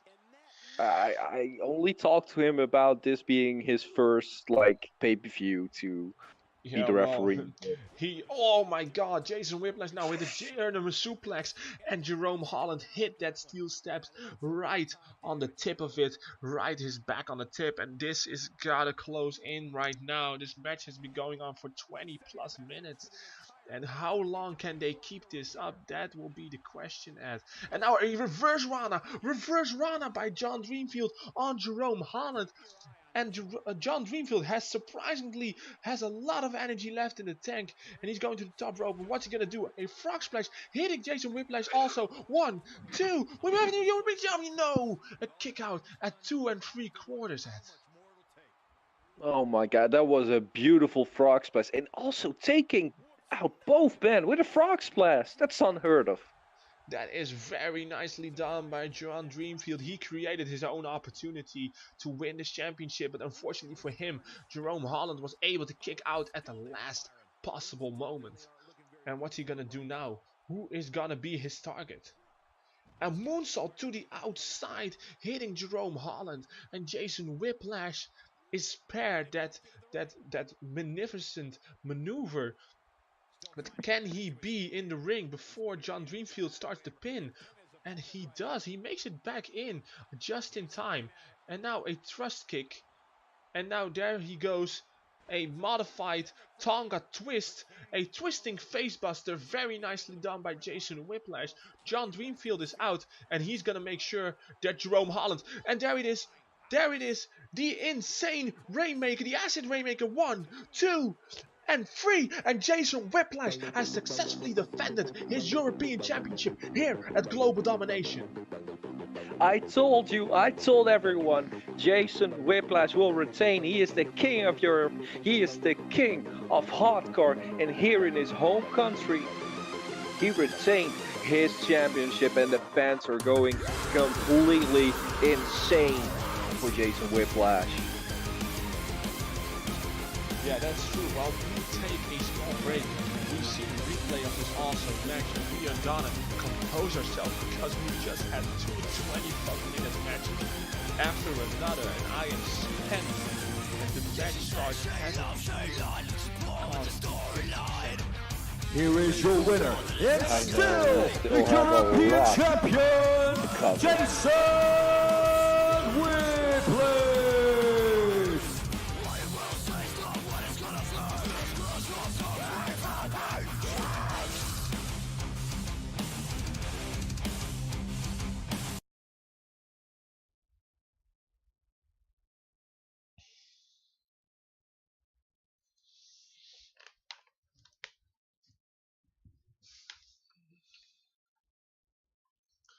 all right, Ed, here we go. We have just recovered from that insane European triple threat match, but we are already gearing up for the United States Championship match because it will be Jimmy Shadow, and he will be defending against King franchise. What do you think of this matchup, Ed? Well, you all know Jimmy Shadow is in my top 5. Yeah. He is the United States champion because Yeah. he won it in a 6-man ladder match. And that's why he's gonna win this match as well. He's gonna retain his championship because he already beat Franchise. Little Franchise, he defeated him. He completely annihilated Little Franchise. And now it's time for another Little Franchise. Well, we are going to get into that as soon as we have given the room to our ring announcer, Dylan Schreuder. This following contest is scheduled for one fall and is for the United States Championship. Introducing first.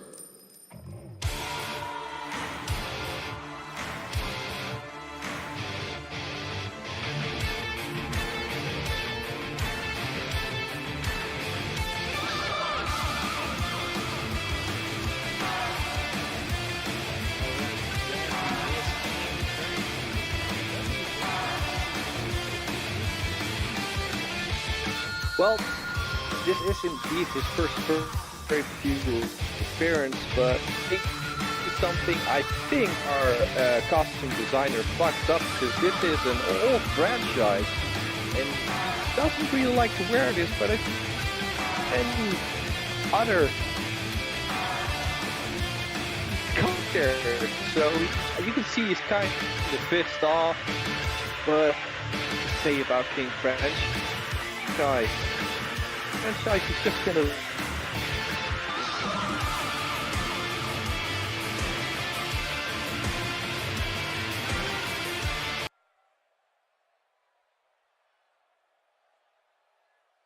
Yeah, well, that is true. This is an old outfit that King Franchise hasn't worn. And his opponent from New Orleans, Louisiana, the United States Champion, Jimmy Shadow.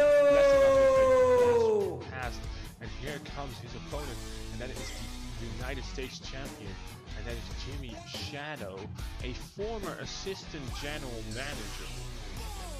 I already said this, but you apparently didn't listen at all. That franchise, this outfit isn't because he wants to be his old self. This is because the people in the back fucked up and gave him his old. That's what happened. I know what you said, but I can have my own theory. Not everything you say has to be 100% true. You know, everything you say about Sander is 100% false. So why isn't it's this 100% true? No, everything it's not about Sander is 100% true. Yes, because we have proof. No, we don't have proof. You have proof. It's inside your head, and you are claiming it out to be the truth, but you are just as delusional as the whole other side of Power Struggles roster. You've given into the hate. You've given into the hate. You are just riding the bandwagon. So you want to say make your own opinion. So you want to say you didn't see the text log and the call logs between Hunter and Sander about Sander kidnapping Gianna Sane? No, I didn't see those. You know why I didn't see those? Because I know those aren't the real deal. Oh my god, the real deal? Really? You're gonna... Yeah, I'm gonna use that catchphrase, yeah. You're absolutely despicable, just like Sander. Fight me. And just like Hunter. What are you gonna talk fight me? You with your stick arms. Do you think you can hurt me? You slapped me once and I laughed it off because I was like, there's a fly on me. And that's it. You know what I always say? Sticks and stones can't break my bones, but you, Ed, are a real loser. Alright, well, we gotta chat our chitty banging to the side because we have a championship match coming because Jimmy Shadow and King Franchise are ready to start their fight for the UCW United States Championship. And you, of course, remember why and where Jimmy Shadow won this title, right, Ed? I know he won it in a 6-man ladder match. I'm a forgetful man. I forget pay-per-views. Yeah, well, you shouldn't drink that much Desperado. Well, the pump handle was reversed into a cross body by King Franchise. This is Little Franchise. Can't you see this is Little Franchise? Do you see his little legs? No, I'm not seeing his little legs. And now a fisherman suplex, very nicely done. Unbelievable Little Franchise with a fisherman suplex. It's unbelievable that this little kid has so much power. Yeah, well, it's 2018, anything can happen. And now a neckbreaker position into a facebuster right on the knee. That looked very dirty.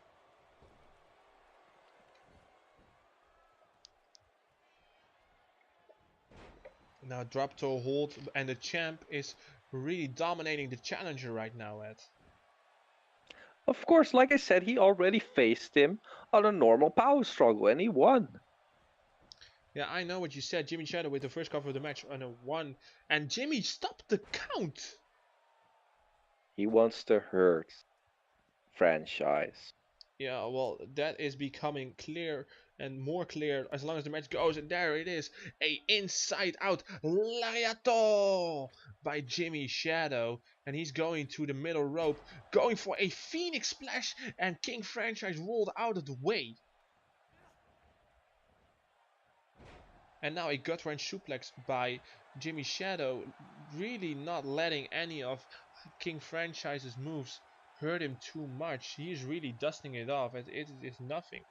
But we both know, Ed, that this is not nothing. Like, wrestling is real. Wrestling is something, the most realistic sport, the most combat sport. And you know, you maybe not feel it right now. You may not feel the pain immediately, but it will get you. It will get to you. It indeed will get to you, and I don't know why you sounded so insincere about wrestling being real. I know you hate wrestling. You just have this job to buy your closets, and that's the only reason why you're a commentator, Sonny. That's to buy your closets. No, I am a commentator because I am good at being a commentator. Well, the opinions differentiate from person to person about that, I'm going to tell you that much. But we have an amazing match where Shadow is, of course, Yeah, going to Shadow just performed a beautiful blue thunderbomb. And now it seems like the challenger is in a lot of trouble. Let's see what Franchise is gonna do here. He was going for a neckbreaker, although it seemed to be a neckbreaker, but he cut him with a clubbing forearm to the back of the head and a kick out at 1 by Franchise.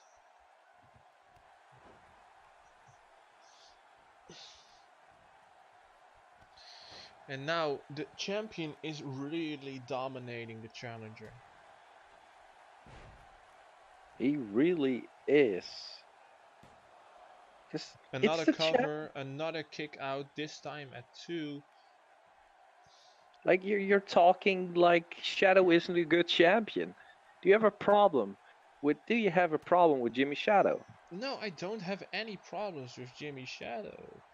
Like I don't really love him, but at a pump handle into a flatliner, cover 1, 2, and a kick out by Franchise at 2. And Jimmy can't seem to believe that he was able to kick out. Because it's one of his biggest moves in his arsenal. That's true. He hit it perfectly. That's also one of the things.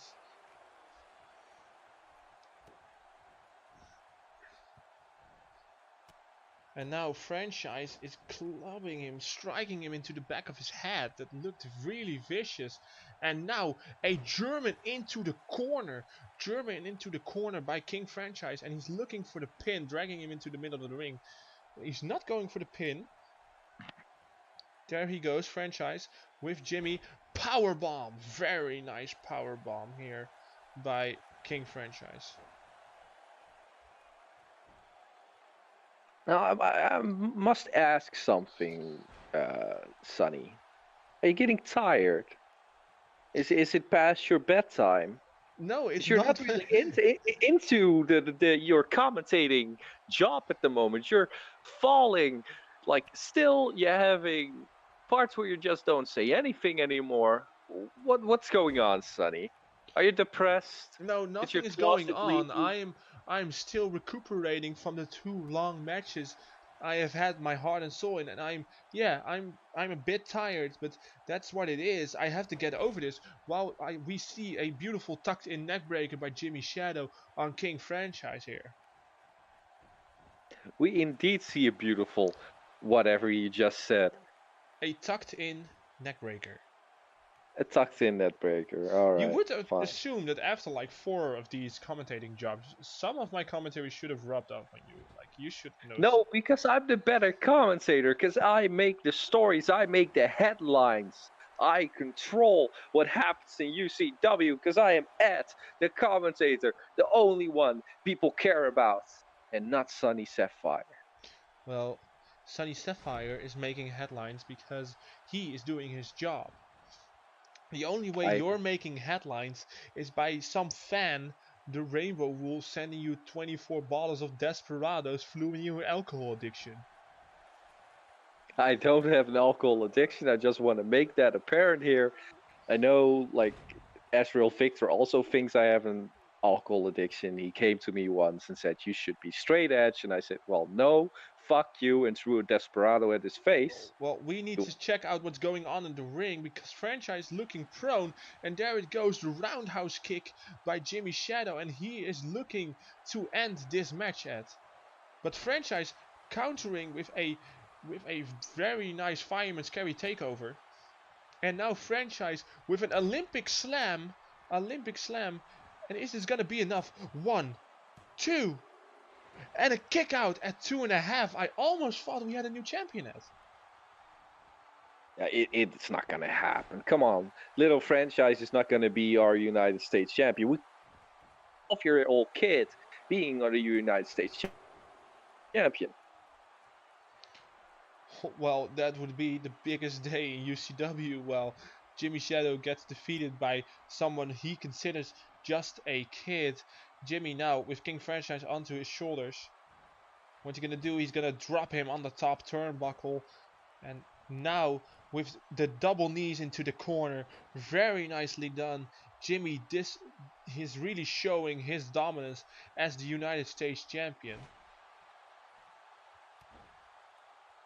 And now he seems to be going for some sort of bow and arrow submission. Very nicely done here. Will Franchise give up? Will he submit to Jimmy Shadow and in turn throw away his chance at the UCW United States Championship?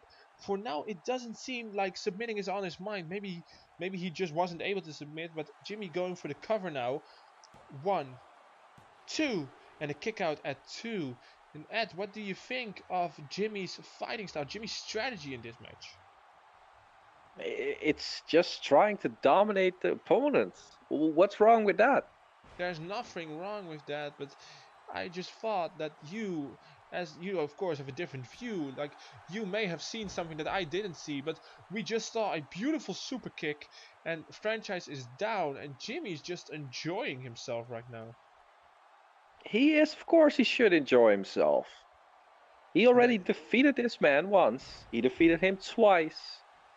Yeah, that's true, but now King Franchise, he reversed the power slam attempt and now he's going for another beautiful T-bone suplex and he's going for the cover. 1, 2, and a kick out at 2 by the champion. Of course, a kick out by the champion. Don't act so surprised, Sonny. This is the United States champion. This is Jimmy Shadow. And he looks hurt. He does. Of course, he absorbed a lot of punishment by Jimmy Shadow, but of course by King Franchise. Excuse me. And now the ankle lock. The ankle lock here locked in on Jimmy Shadow, and he's gonna sit down on it. He's sitting down on that ankle, making the pain that much more excruciating. Will Jimmy tap out? Yes, he does. He taps out. Holy shit! Jimmy Shadow has tapped out to King Franchise. We have a new UCW United States champion. So now we have a 12-year-old kid that is playing King as a United States champion. Just because... Oh, the headlights keep coming in for UCW. A first. We have a minor as a champion.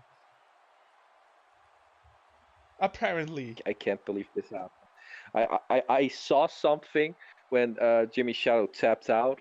He had problems with his stomach. I could see it because that's why I was Oh. holding his stomach.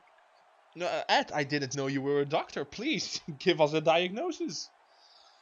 Well, he just he ate some wrong beans. He ate some wrong beans. Alrighty then. You know, next to that you are a doctor, you also seem to have a clear understanding of Jimmy Shadow's eating pattern. Because he's a Mexican. He's a Mexican. Oh, you know, you're bordering on the racist now. Are you also gonna tell me he ate a burrito? What just happened? I don't know what just happened, but it seems... What just happened? I don't know. Why all of a sudden is Jamie Stars in the corner? I think this is... And franchise beats him yet again. I'm not sure what's happening here.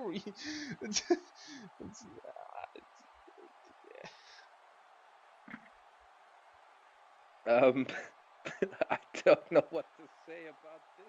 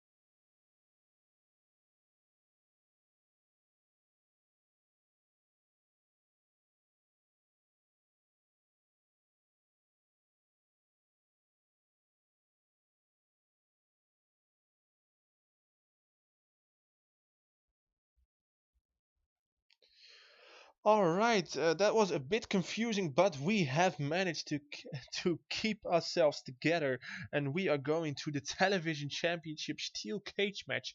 It will be a fatal four-way.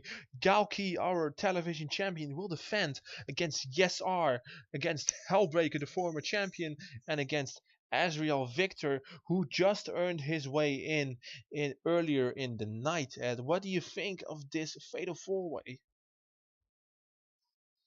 I'm sorry, I'm still a bit baffled, but we have Ghostbreaker here and Dedication Ghost versus Azrael Victor in his second match tonight versus the television champion, Galki. Yeah, that's true. That's true. Well, right now we are going to the entrances and we are going to give the word to our ring announcer.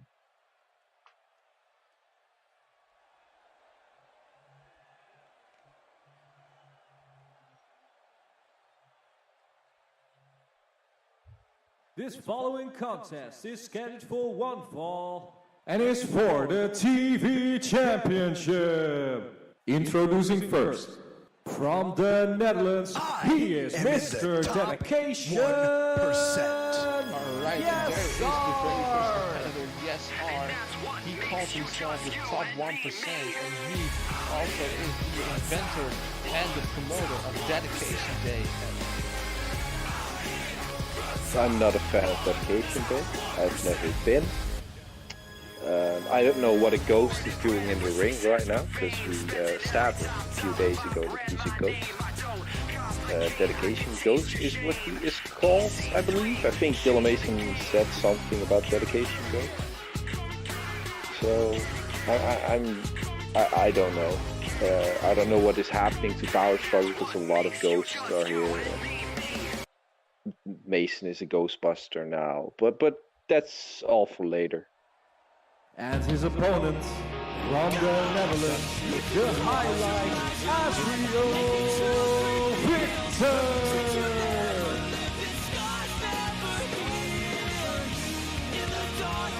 There he is in the second period of the night. He vanquished Big Ben, rolling up his first singles victory on global pay-per-view, and now he's looking to make it 2-2 by also winning the television championship. But that's going to be a difficult thing to do. That's going to be real difficult. I'm not sure if Asriel Victor is up for the challenge.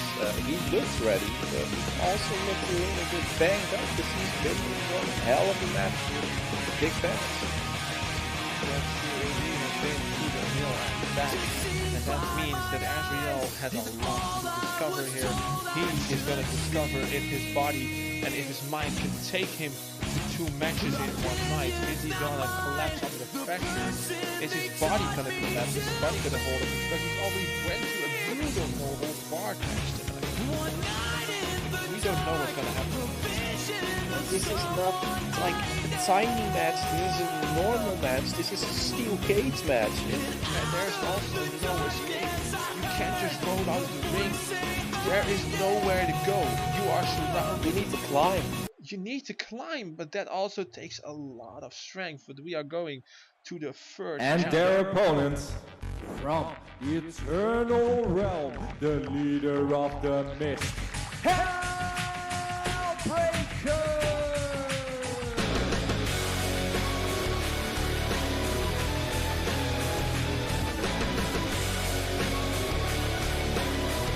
Oh yeah, the ghost.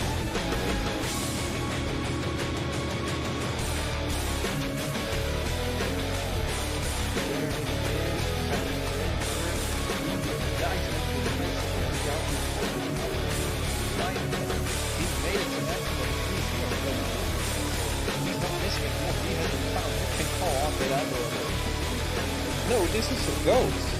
This isn't the Hellbreaker, this is the ghost. This isn't the sixth sense. We are not seeing ghosts. This is a ghost. Should we call Derek Oakley? What do we need to do to get this out of Who the hell? Who the hell is Derek Oakley? Derek Oakley, you're somebody who talks to children.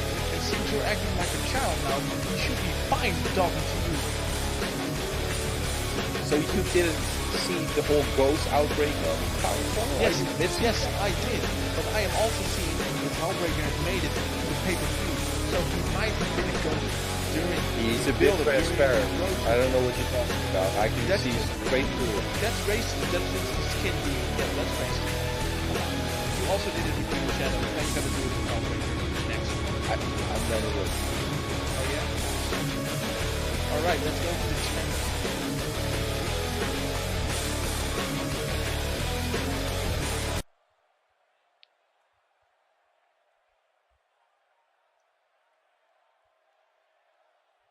And their opponent from the Netherlands, he is Mr. Life Lesson and your TV champion, Galki!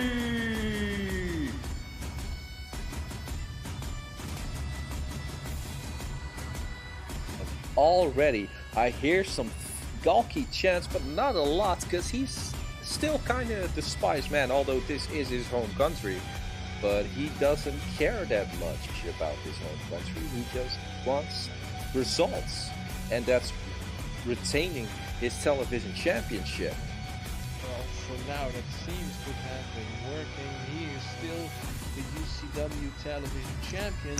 He defeated, by questionable circumstances, Asriel Victor, leading up to Asriel getting another chance. But he, of course, needed to earn it first. That has happened now. And now Galki is facing possibly the biggest threat to his championship. He has not one, not two, but 3 opponents to deal with tonight. And not only that, it's in a steel cage. You have to escape the cage or pin or submit someone. I don't know if it is in this match, like these rules can be questionable at times, but I think it's just escaping the cage for now. We shall see. I'm not sure. We're just gonna find out what our referee is gonna allow, what he told the competitors. Right now you see a beautiful World Television Championship in the left corner of your screen. That is what this is about. There you see Yesar, Azriel, Victor, Hellbreaker, and finally the champion. All four ready, and here we go. A neckbreaker by Azriel Victor on Yesar, somebody he has tag teamed with in the past to defeat the combo of Galki and Vic Vance. So this is surprising, him immediately going after his old tag team partner. Well, maybe Azriel has something in his eye, or maybe just... Yeah, well, maybe he has a concussion. We have seen this before. We know that Galki just performed a beautiful German on Hellbreaker, by the way, and he's the only one standing, celebrating very early on. The champion explaining and showing his dominance, but we of course have seen this before from Azriel. He has teamed up with Jake, the judge, the jury, and the executioner, but when it comes down to the ring, he is always 100% business. He will be your friend inside and outside of the ring, but he will also treat you like a competitor. And that's respect. I mean, what else can you ask someone? Yeah, like, treat him as a competitor. It's respect. Yeah, I think so too. I think not attacking somebody like means that you have a lack of respect. And now the suplex attempt by Azriel blocked by Galki, and now the power slam blocked by Azriel, and now a back suplex. In the end, Azriel was able to get on top of that exchange, and we see some vicious back elbows by Hellbreaker on Yesar. And now a suplex attempt by Azriel blocked by Galki. We see a monkey flip by Yesar, and now a German on Yesar by Galki, and again Galki is the only one standing. This just shows that he's a TV champion for a reason, and this is also, I'm not gonna say re-debut, but the return of the pay-per-view, for pay-per-views at least, of Yesar, because he's been injured for quite some time. Yeah, the only since Chase the Case, where he fought Dark X and Dark X pummeled him after the match, sent him out on a stretcher, we haven't seen Yesar, and he returned to aid his protege, his dedication bootcamp member, Azriel Victor. And now we saw the Future Shock DDT, by Galki, and he doesn't have time to go for the pin because Yesar was trying to escape, while Azriel Victor is being pinned. 1, 2, and a kick out. Azriel Victor kicked out of the Future Shock DDT.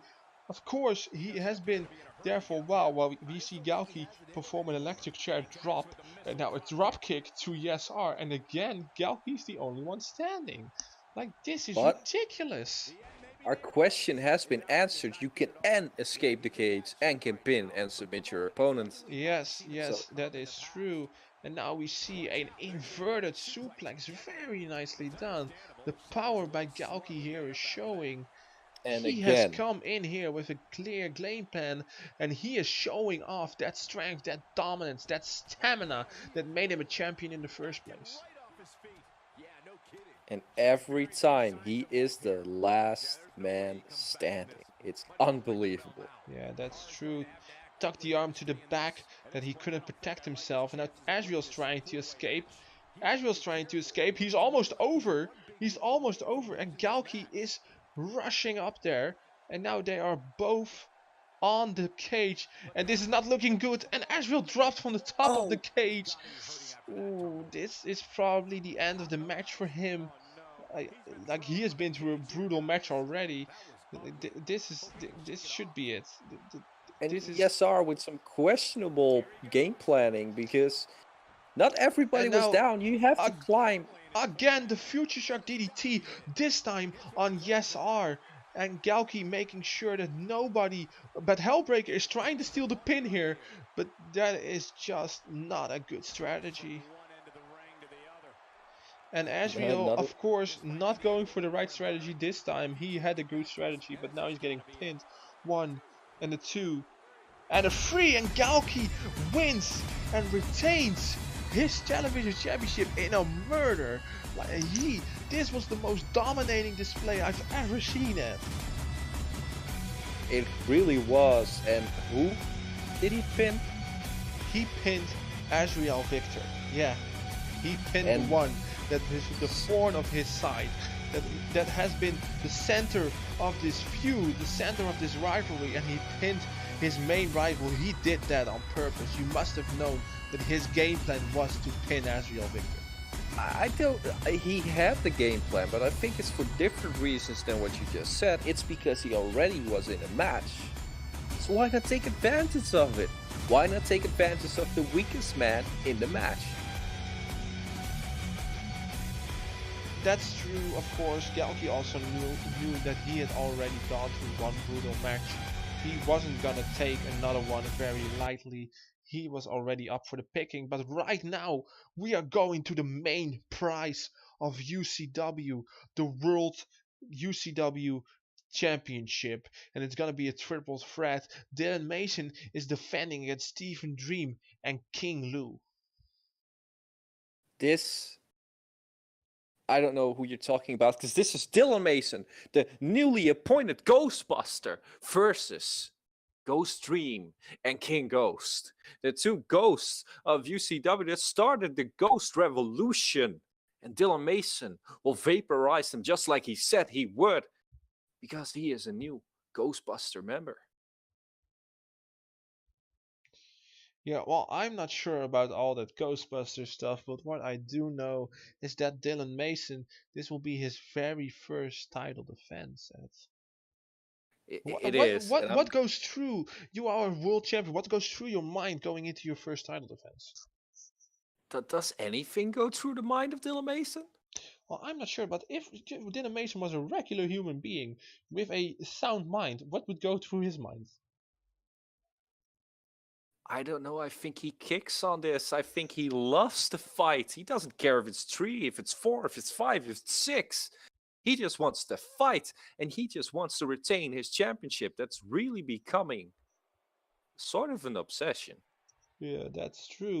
While we are going to the introduction for our first world championship. This following contest is scheduled for one fall. Introducing first, from Dreamville, the magnificent Stephen Dream.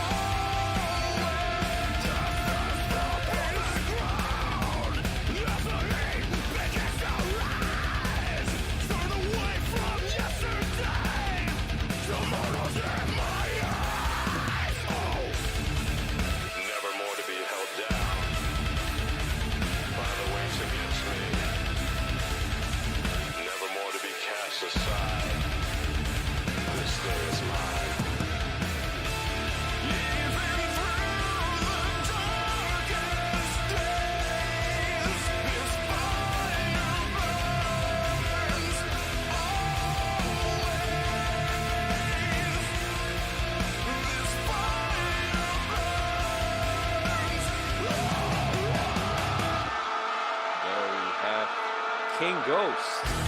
And those three, of course, already in, well, not in the ring, he's outside the ring, but we are all waiting for the Ghostbuster, Dylan Mason.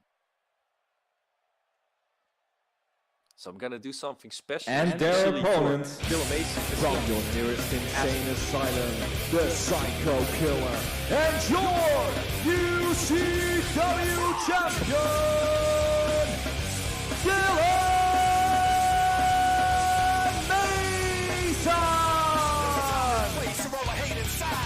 something strange in the neighborhood. We are called Dylan Mason. Something strange. We are called Dylan Mason.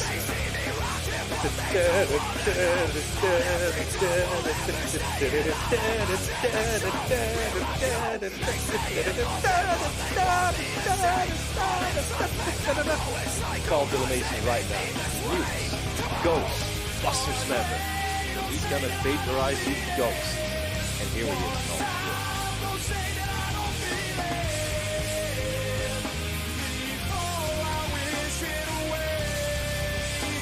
We will wish him the ghosts. We will wish them away. We will vaporize them. We will use them soft. With gas. Hold on, I don't know what it was. It looked like a vacuum cleaner, but I'm pretty sure it wasn't a vacuum cleaner as it was to vaporize ghosts. And he looks serious and he's ready to kill some ghosts.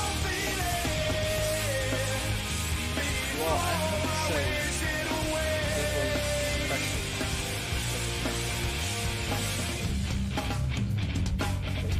was Mason asked me to do this because they couldn't get the Ghostbusters music as it has copyrights, and we don't want copyright problems here in UCW. That's a lot of money. Yeah, that's true. That's true. We shouldn't want that, no. Alright, here we go for the UCW Championship. There it is. It will be the triple threat between Stephen Dream, King Lou, and Dylan Mason, and he looks ready for his first title defense. And I'm just shocked that Dylan Mason was able to ask you something politely.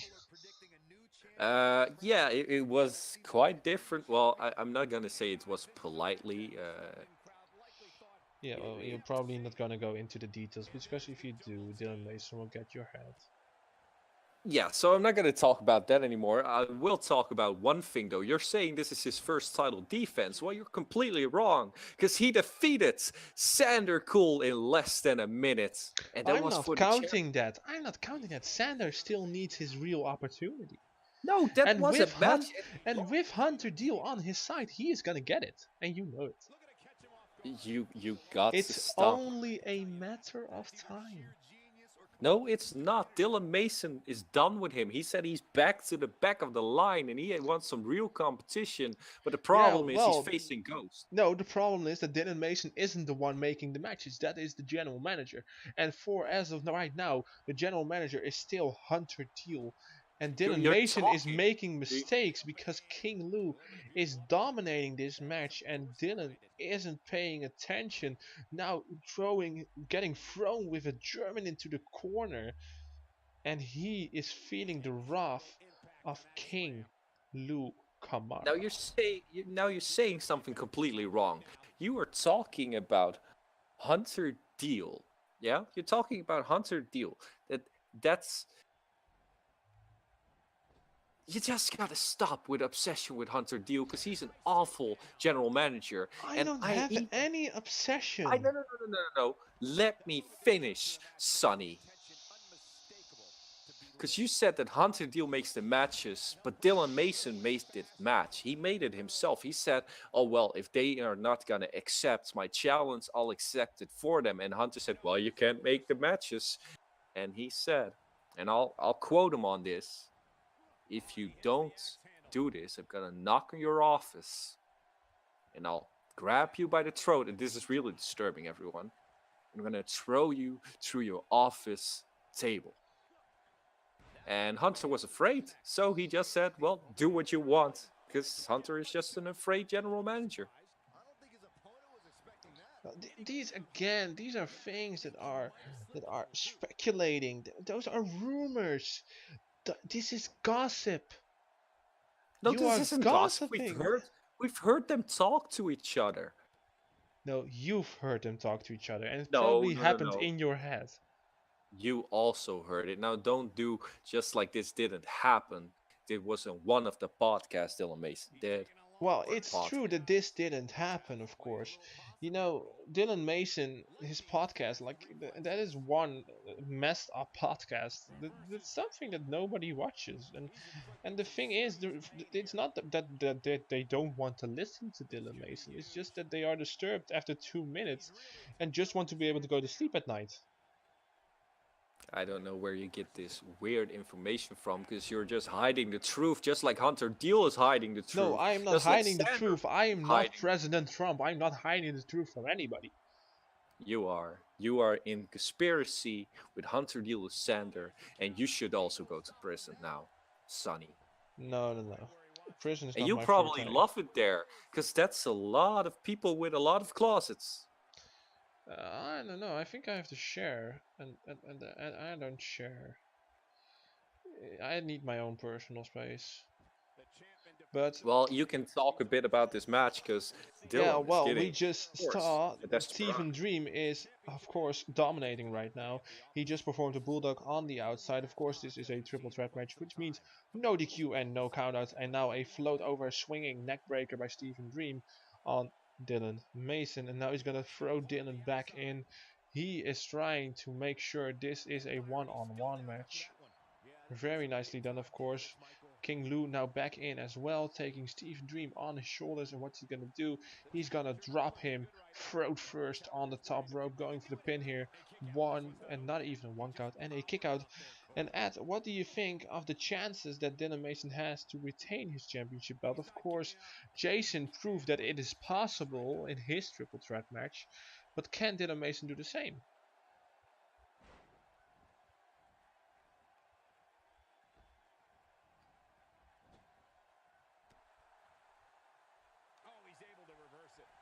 I think for some reason Ed is not able to talk right now, so I'm gonna answer for him. Of course, Dylan Mason can beat the odds. He has beaten the odds before.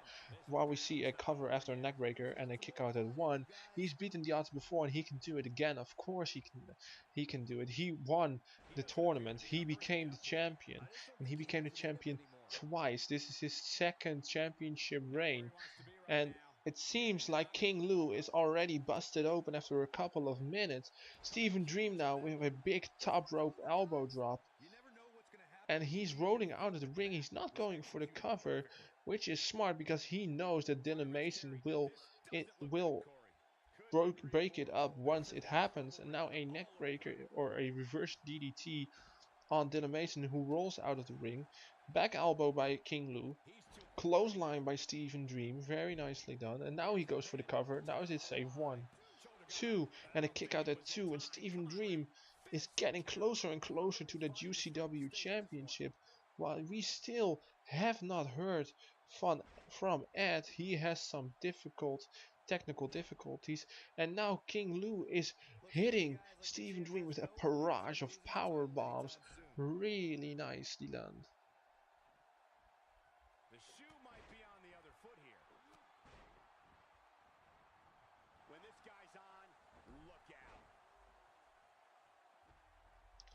Alright, Dylan Mason is back in with a couple of flips. Now he's going to get pinned by Lou, who dodged his last one.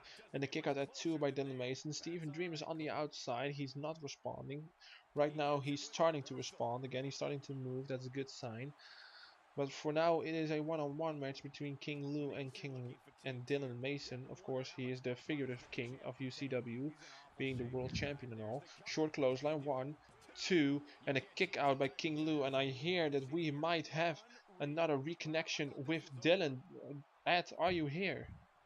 Yes, I got a call from the sponsor of Ed's Katina, and that's Desperado Sam. He wanted to tell me that the shipment was arriving Later tonight that the shipment finally arrives, so I have my case of Desperados again. I have my cantina up and running again, and everybody can come after Global Domination Amsterdam to drink a Desperado with good old Ed. Well, that's a nice gesture from you, but we see here a sleeper hold by King Lou, and Dylan is trying to break it up, but he didn't have to. King Lou let go, and now back elbow to Dylan Mason. And now King Lou is going for a series of backbreakers to the lower back of Dylan Mason, now tossing him aside. And King Lou is demonstrating his great power, going for the pin here. 1, 2, and a kick out by Dylan Mason at 2. What do you think of this match so far, Ed? Well, King Ghost is a former MMA fighter. He's a former champion in MMA. And you can see his brute strength. You can just see it. Yeah, that's true. He was demonstrating his MMA background right there. And now a hip attack in the corner. Of course, he also converted to the wrestling style. He has some new moves added that you can't do in the MMA world, like a hip attack. I'm not sure anybody would just jump in the air and throw his hip forwards, but that's what King Lou's doing right now, and he's doing his best to make this a one-on-one match. But Stephen Dream now with the sunset flip roll-up and a kick out at 2 by Dylan Mason. But all those moves that you just mentioned were done by Ghost Dream and not King Ghost. Is this really something you have to do? Like, can't you just call them who they are? Like, this is not something like fake. This is not something like fake Diesel or fake Razor Ramon. You know, these are actual people. No, these are ghosts. This is what I've heard. This is what I've seen in UCW and Power Struggle. That we have 2 ghosts running around, facing Dylan Mason, and Dylan Mason is a Ghostbuster, and he's trying to put an end to these ghosts. Yeah, well, regardless of how you want to call it, this is still a triple threat match, and the winner of this will get the UCW World Championship. Well, that's not going to be a Ghost. We don't want Ghost being world champion now, do we? Well, if that Ghost is a great champion, I will have no problem with it. Back elbows and now a back suplex by King Lou on Stephen Dream, and following it up with a German suplex, and he's going to follow it up with a vertical suplex. Very nicely combination of suplexes here by King Lou, and he is turning Amsterdam into Suplex City yet. He has been training for this moment. This is his moment to shine. Like I said, he's a former MMA fighter. There goes Dylan Mason, powerbomb, pinning predicament, and of course immediately King Lou breaks it up. Now Mason trying to get something from the crowd. I mean, he's from the nearest insane asylum, but they all say no. That he once was a wrestler here in the Netherlands, although maybe Mason doesn't. Look at what King Lou had done just now. He just had Dylan Mason up on his throat, hanging from his bicep. That looked really painful. That chokes you up. That doesn't give you room to breathe. No, it really doesn't, and that's gotta be a factor in this match, because now again, after a throw, so he cannot breathe. Yeah, that's that's a really sick move. But now Stephen Dream, Stephen Dream and Dylan Mason are in the ring. King Lou, of course, joining them again. He's not in a hurry to physically join them, but Dylan Mason now with a running big boot to the side of the face. Very nicely done by Dylan Mason, and there he is. There comes King Lou from out of nowhere. Dylan Mason didn't see him coming, but now he sees him with an arm drag, a double arm drag, and now a flying clothesline, and now the cover by Dylan Mason. 1, 2, and a kick out. For now, it seems that the champ is in control. I don't want to say it out loud, but here he goes. Butterfly powerbomb, sit out version. 1, 2, and a kick out by Dylan Mason. And oh, there he goes, that vicious DDT by Stephen Dream. And Dylan Mason stealing the pinfall here.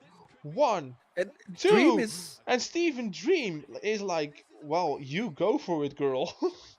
I have no idea what's in the mind of Dream. I mean, Well, yeah, I have no idea. the only thing I can think of is that he's got a lot of trust in King Lou that he's gonna kick out, because otherwise, why would you do that? Slingshot senton here by Dylan Mason. He flew right by King Lou and landed on Stephen Dream. And there he goes, springboard kick by King Lou, and now he's the only one standing. What's he gonna do? He's gonna focus on Stephen Dream, not on a champion. And there he goes, a delayed gut wrench suplex, but he is gonna follow it up with another delayed gut wrench suplex. And another 3 suplexes, I think, but Dylan Mason breaks the third one up. Yeah, he's seen enough of Lou trying to be relevant, as he says.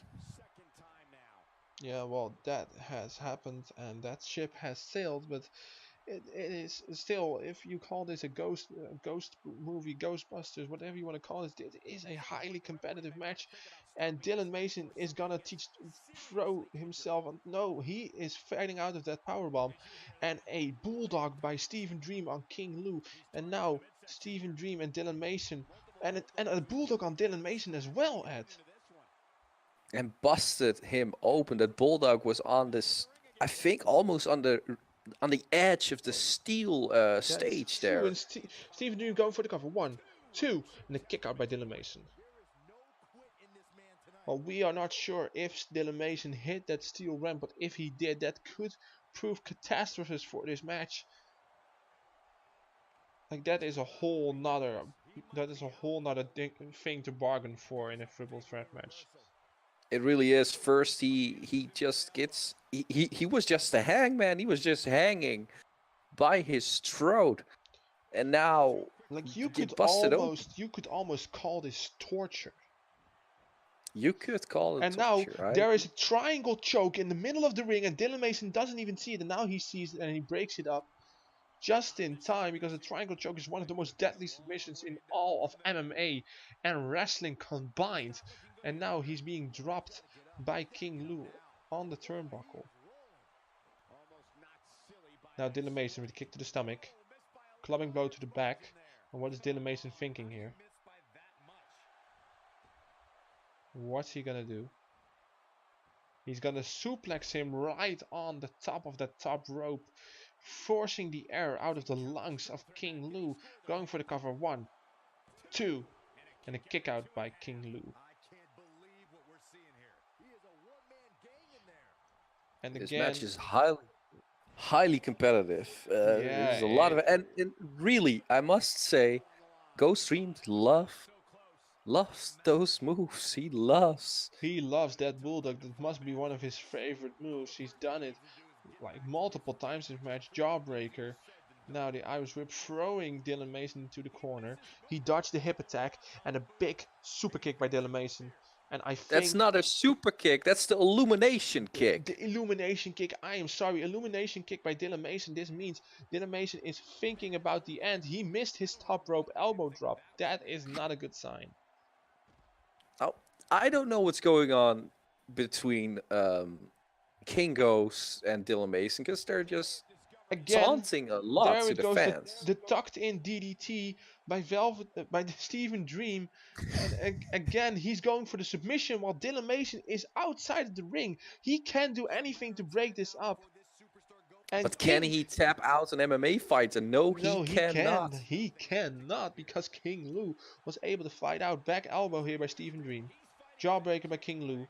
Dylan Mason apparently made it back into the ring, but he is like, well, you go board, boys. I'm just gonna watch here. A quick DDT by Stephen Dream. King Lou is rolling outside of the ring. Stephen Dream is showing signs of fatigue. Dylan Mason is now trying to reap the rewards, as you would say, with the big vicious kill, the psycho addict. And will this be enough? And it is enough. Dylan Mason has, well, how you should call it, he has strategized. He used his brain. Like, what do you think of this ad? I know this is shocking to you, seeing Domination use his brain, but it seems Something strange in the neighborhood. Who you gonna call? Dylan Mason. Something strange and it don't look good. Who you gonna call? Dylan Mason. The Ghostbuster of UCW vaporized some ghosts here, never to be seen again.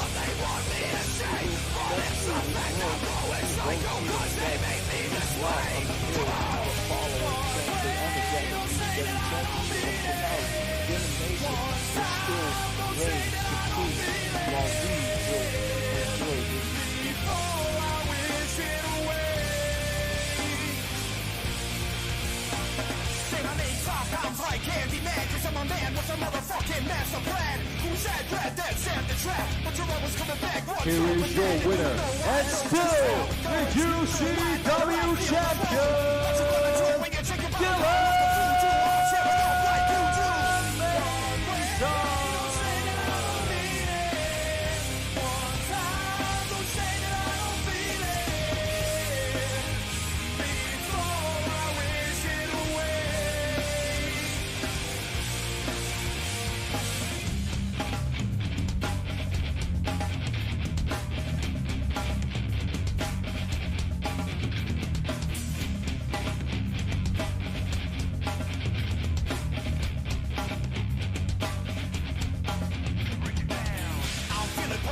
Feeling like someone's gonna get perfect blanks. Oh, so stressed, but it all makes sense. And I never think about the consequence.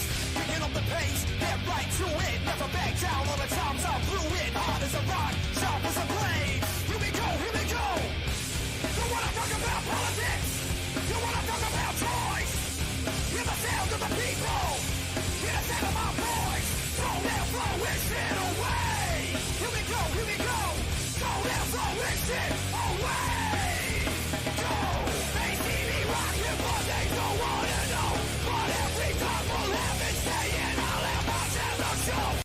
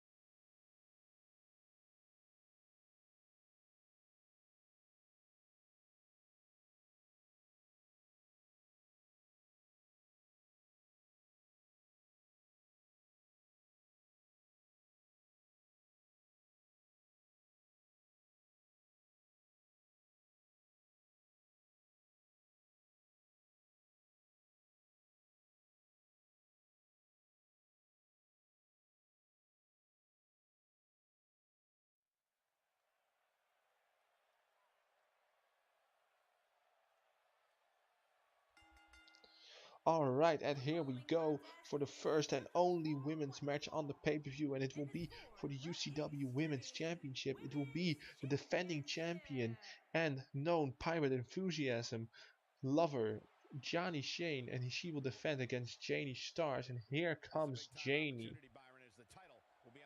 What do you think about this, about the women's division in UCW, Ed? Well, it's still being revolutionized, and I think Janie can make this revolution to what it always has been, because nobody wants Diana Sane. Nobody wants her, because she's just a pirate princess kidnapped by Sander Cool. And yes, I have to say it again. I know it's disrespectful for the ladies, but it's the truth. Yeah, well, they need to step up their game. They, of course, both manage very successful superstars, Sander Cool and Jimmy Shadow, both may have lost their titles or their match tonight, but uh, somebody has to get a win. Janie might become the new women's champion. She might. We don't know. This is the second defense of Gianna Sane, I believe. I'm not even sure. This is the third time she's defending. She Oh, the defended third at time. Midsummer All right. Mayhem, of course, against Nicole. Yes. And she defended on some weekly episodes of Power Struggle and Outbreak against various women's wrestlers from other promotions. She has tried her best to become the best champion she can be. Yeah, the Pirate Princess isn't a bad champion at all. I mean, I saw a lot in her, but the moment she sided with Sandra, although we now know is forced, the stocks just came plummeted down because nobody cares anymore. Oh, that's so sad. Don't say that. I'm just being real, Sonny. I know you're gonna lie. You're gonna say you love her, you hate Janie Stars because she's a I bad don't girl, and you like. don't like bad girls. My name is 'Cause Sunny, and if I want to shine a spotlight on the women's division, I will. And I do not hate. Hate is such a strong and negative word. That's not how I roll. I rule in positivity, in sunshine, maybe even in rainbows. Well, you just made Rainbow Wolf nauseous. Well, how can you know? You're not on his Twitter. Well, I am a big fan and I'm a great friend to Rainbow Wolf, and I Yeah, know yeah, he yeah. hates You've because tried he knows you've tried to he say that to knows me multiple times, and you know that's not true. Like somebody it sends is you true. 24 bottles of Did you get Desperados. Desperados? No, Did you get Desperados? I no. don't think you You did know why I don't get Desperados? You know why that is? Because because he doesn't like Desperados. No, because Desperados is fucking disgusting. you. You're out of your mind. I No, think I'm you. telling the I truth. think Sander talked to you and also manipulated you in saying these awful words. But let's focus on On the this match, women's championship match. and here we go. Janie versus Gianni for the women's championship. Of course, Janie Shane, the girlfriend of Santa Cool, is the current champion, and Janie Stars, Gianna Gianna. say. Well, excuse me if I can't say everything correctly. I'm doing my best. DDT here by the champion, and she there is a whole lot of trouble up for Janie. She has a whole lot to think about, and now she rolls into a sunset flip. The referee takes his sweet time to start counting. One, reversal That was a one, and three a kick count. count. That should I'm have been already a free saying count. Yeah, that should that have was a been a three free count. count. But Jeff Stryker once again showed that he's an amateur referee. A double underhook snap suplex here by the champion, and she is in control.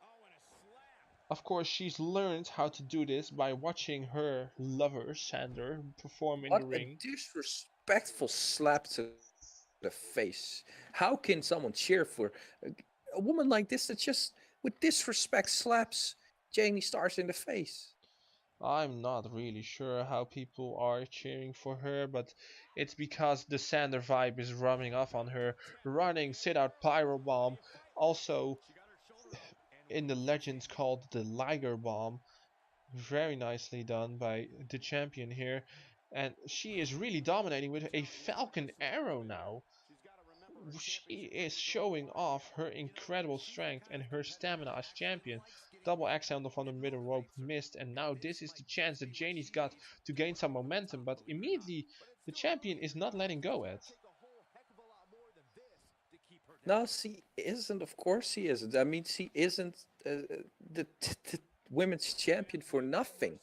She didn't win it for nothing and That's true. defended 3 times That's true. successfully, I must say. That's right. That's right. She did successfully defend it. Now Death Valley driver position into the corner, going for the cover. One, the kick out at one by Janie.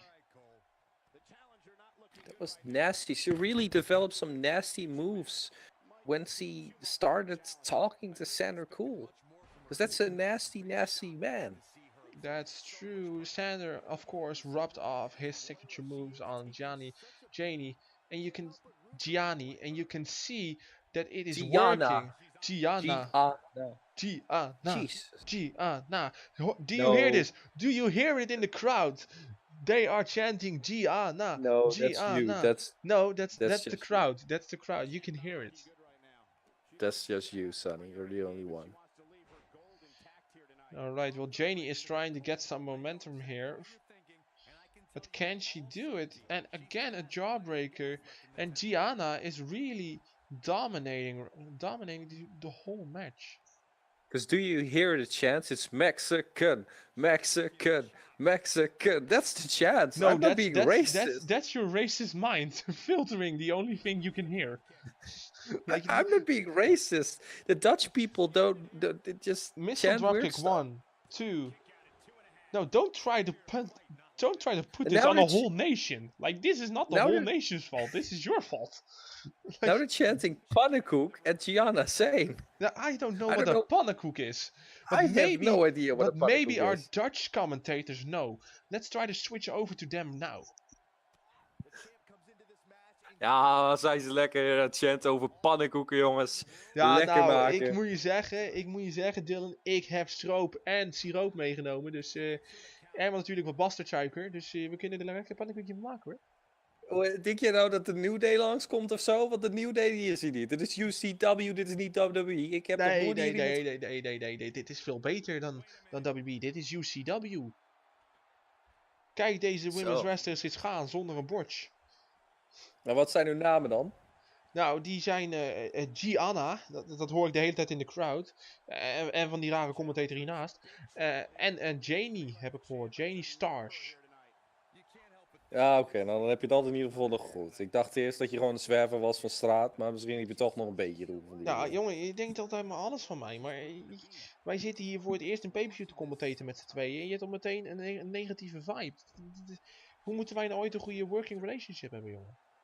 Jongen, ik ben gewoon een real commentator. Ik heb dit een postje gedaan in PWH, volgens mij is dat de naam. Ik weet het niet. Vergeet altijd dingen. Ja, Ik heb nou een ja. kastje gekregen. Ja, nee, ja, je bent er vaak op je hoofd gevallen. Hè? Dat zie je aan hoe je eruit ziet. 1, 2. And a kick out at the last minute. And we are back. We had to change back to the original commentator team because the producers thought this would be the end. But Janie was able to kick out.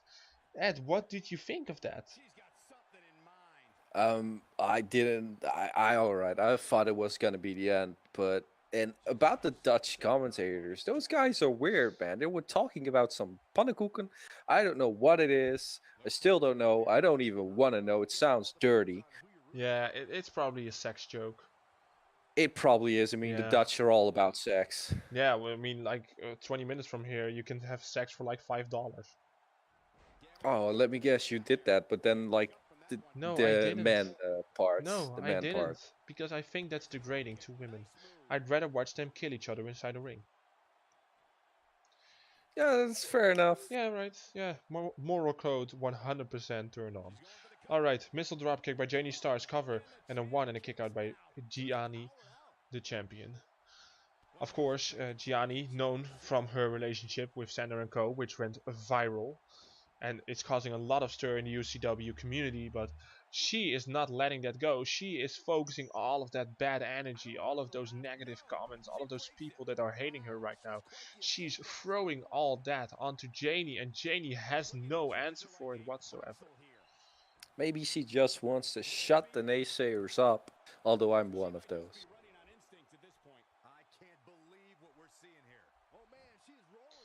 Yeah, that's true. You are a naysayer. You are a negative Nancy, as they say it. Well, I've never heard anyone but a child say negative Nancy, but hey, you're like a kid anyway, Sonny. You're like, what are you? By 15 years old? Probably. Anyway, back to the match at hand. A big elbow shot or whatever to the arm of Gianna by Janie. Now she Irish whipped her into the corner. Let's see what Janie is thinking here. She's putting her, on the top rope. Now she's going for some sort of top rope Frankenstein. A very nice variation with the handstand. 1, 2, and 3. And just like that, we have a new UCW Women's Champion. That was a surprising ending. I didn't think it was going to end there, but hey, that is a dangerous move. And it's a good move to pull off, but here we have it. The manager. We have a new champion. As the man she managed lost his championship, she gained hers, and she has become the new top dog of the women's division here in UCW. And all of the other women are probably watching backstage, seeing this happen, and now have to refocus their target from the former champion to the new champion. Yeah, and it's not gonna be great at the house of Sander and Co, because they're gonna be sad they lost both their matches. Yeah, that's true. That's true. It's gonna be a sad day But at the Sander congratulations But to the host of congratulations Toto. are in order for the podcast host and new UCW Women's Champion, Janie Stars. Here is your winner and the new Extreme Women's Champion, Jane E. Impressive victory for her here tonight. To get the pinfall victory over such a high-quality opponent is incredibly impressive, Michael. You got that right, partner. Again, huge win here tonight.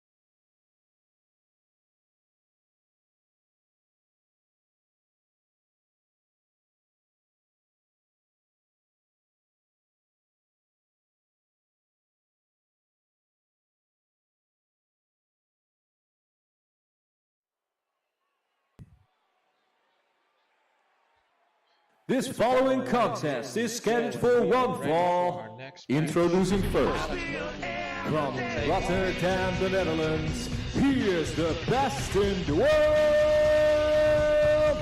Alex Mercury!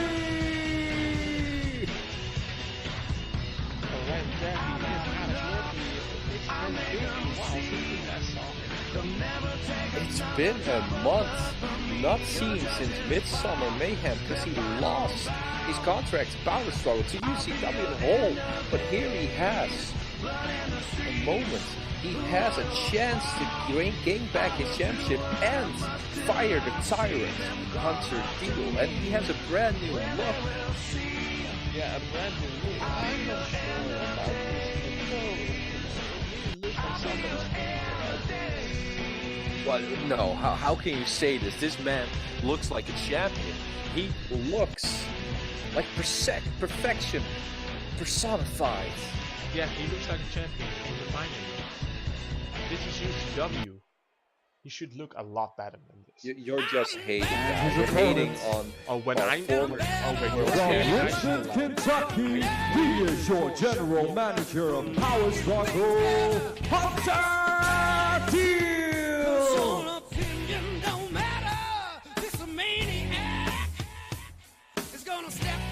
I can't stand this man. He's a tyrant.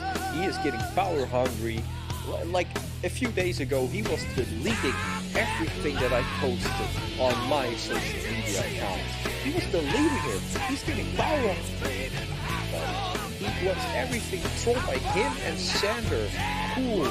Sander and Co. or whatever. I think they're even called Sanderology or whatever. It's a religion now, and I cannot work under this man anymore. He's become a tyrant. He's become a dictator.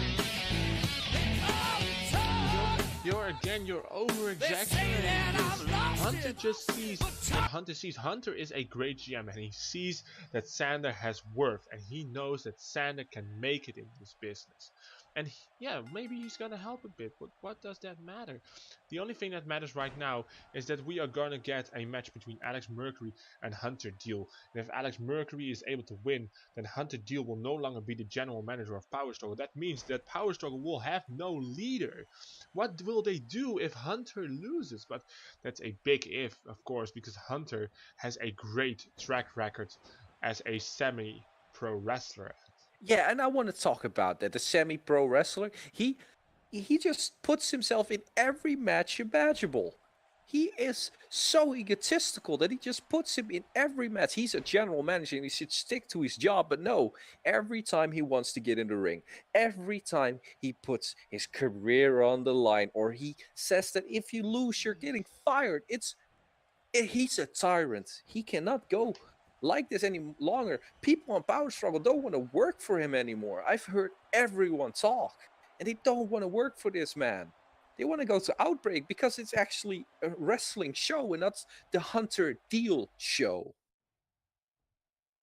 I can understand why you say that, but it is something that Hunter Deal wants. He wants to also be a wrestler, and it's not like he's on every Power Struggle in the main event while we see Alex Mercury perform a beautiful Olympic slam, and he's gonna take his sweet time in the corner. He's not putting himself in every main event, no, but he's putting himself on pay-per-view slots where young guys should be and not some old fuck like Hunter Deal. And I don't care anymore because he's gonna lose and lose his job, so I can say whatever I want. So Hunter Deal, he's a piece of shit, he's an asshole, and I want him gone from this company. Alright, well there he goes again, Alex Mercury with a double X handle. You might want Hunter gone, but even if Hunter loses, which is a big if, which is a big even, like this is probably not gonna happen, but let's just think in a fantasy world, one count, by Alex Mercury, but let's just think for a fantasy purposes that Hunter Deal loses. What's gonna happen? He's gonna go and become a wrestler. He's gonna decimate the whole UCW roster, the whole Power Struggle roster instead of Sander, and Sander and him will reign as the new tag team champions, the new champions of everything. But holy crap, Hunter Deal just rolled through the crossbody of Alex Mercury and drops him throat first on the top rope. Ed, what did you think of that? You're living in delusions. That's all I can say. You're living in delusions if you think that Hunter Deal will become a tag team champion with Sander? Sander of all people that never held a championship in his life. And you think he's going to get it with some old has been like Hunter Deal? He won't be my boss anymore, so I can say whatever I want. But if he wins somehow, I'm going to lose my job probably. But he's not going to win.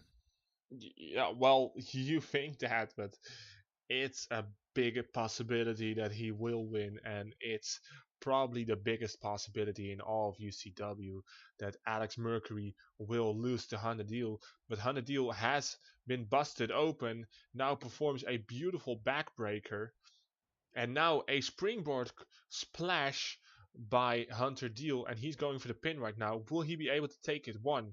And a kick out at one by Alex Mercury. That was such a sloppy crossbody. You can see his age, his 19-year-olds of age. Oh no, 20. I think he's 20 at the moment. I don't know. He's an old has-been. Neckbreaker or reverse DDT by Hunter Deal. Even though Hunter Deal is busted open, he is still performing better here than Alex Mercury. That's something that you may think never happened, but You just underestimate the power of Hunter Deal. Can you not see that Alex Mercury is just resting? He's just Oh waiting yeah, for his moment to he strike. likes that headlock around his head. No, he's Yes, of just waiting course. for his moment to strike because he's a smart man and he always has a plan. He always has a plan. For everything that Hunter throws, he has a plan because he knows he's going to be a part of Power Struggle once again and go after the UCW Championship where he never got a rematch for. Well, Alex Mercury knocked outside of the ring right now, taking his sweet time to get back, wants to rest as well. While the same goes for Hunter, he was able to rest just like Alex Mercury. Now a quick DDT by Alex Mercury, and now he's looking for something. I'm not sure what he's gonna do. It's been, of course, more than 4 weeks, and there he goes in the electric chair position. There he goes. We The know what's big. coming We know next. what's coming. 1, 2, and a kick out. And Hunter Deal kicks out. Hunter Deal kicks out of the move that won Alex Mercury the UCW Championship at Chase the Case. Or sorry, at Chase the Case at Hardcore Revolution. I'm sorry. See, I'm not the only one that fucks up about pay-per-views. You also do it, Sonny. Yeah, You well, don't know everything. we saw a big release Falcon Arrow by Hunter Deal, who's now glorifying himself, and he is looking for his big move, while Alex Mercury can only try to crawl to the ropes, but he has been shut down by Hunter Deal. No, you saw that he was not gloating. He was not looking for a new move. He was resting his old bones. No, that is just something that you think because he is and there it is, the spear. That is the move that beat Julian van Kuik. That is the move that beat Dark X. Will it beat Alex Mercury? 1, 2. And a kick out. Alex Mercury kicks out of the spear here tonight. And both men have kicked out of each other's big finishing maneuvers. The move that won Hunter Deal the match at Worldwide Warfare. The move that won him the match at Midsummer. For Alex Mercury, the move that won him the World Championship. And now a double axe handle by Hunter Deal. And a cutter countered by Alex Mercury. Alex Mercury now with a quick DDT. He's getting reprimanded by the referee who's going to check on Hunter Deal if he can continue. Very good that the referee has done such a dedication to his job. 1, 2, and a kick out by Hunter Deal. Well, that's the first time he actually dedicated to his job. Maybe he's finally getting in some shape to being a referee. Well, it only took him like 2 hours and 53 minutes to get there, but he got there. He got there eventually. I mean, give props. Covered by Hunter Deal now. 1, kick out by Alex Mercury. You gotta give props where props are due, and Jet Striker is getting a bit better match by match. Yeah, well, he's called Striker. We know how that family handles things. Right now, Alex Mercury is being thrown into the corner and now into the ring. And Hunter Deal now with a big lion salt, very nicely done. And a double axe handle to the legs. He's going for the cover now on Alex Mercury. 1, 2, and a kick out at 2.5 by Alex Mercury.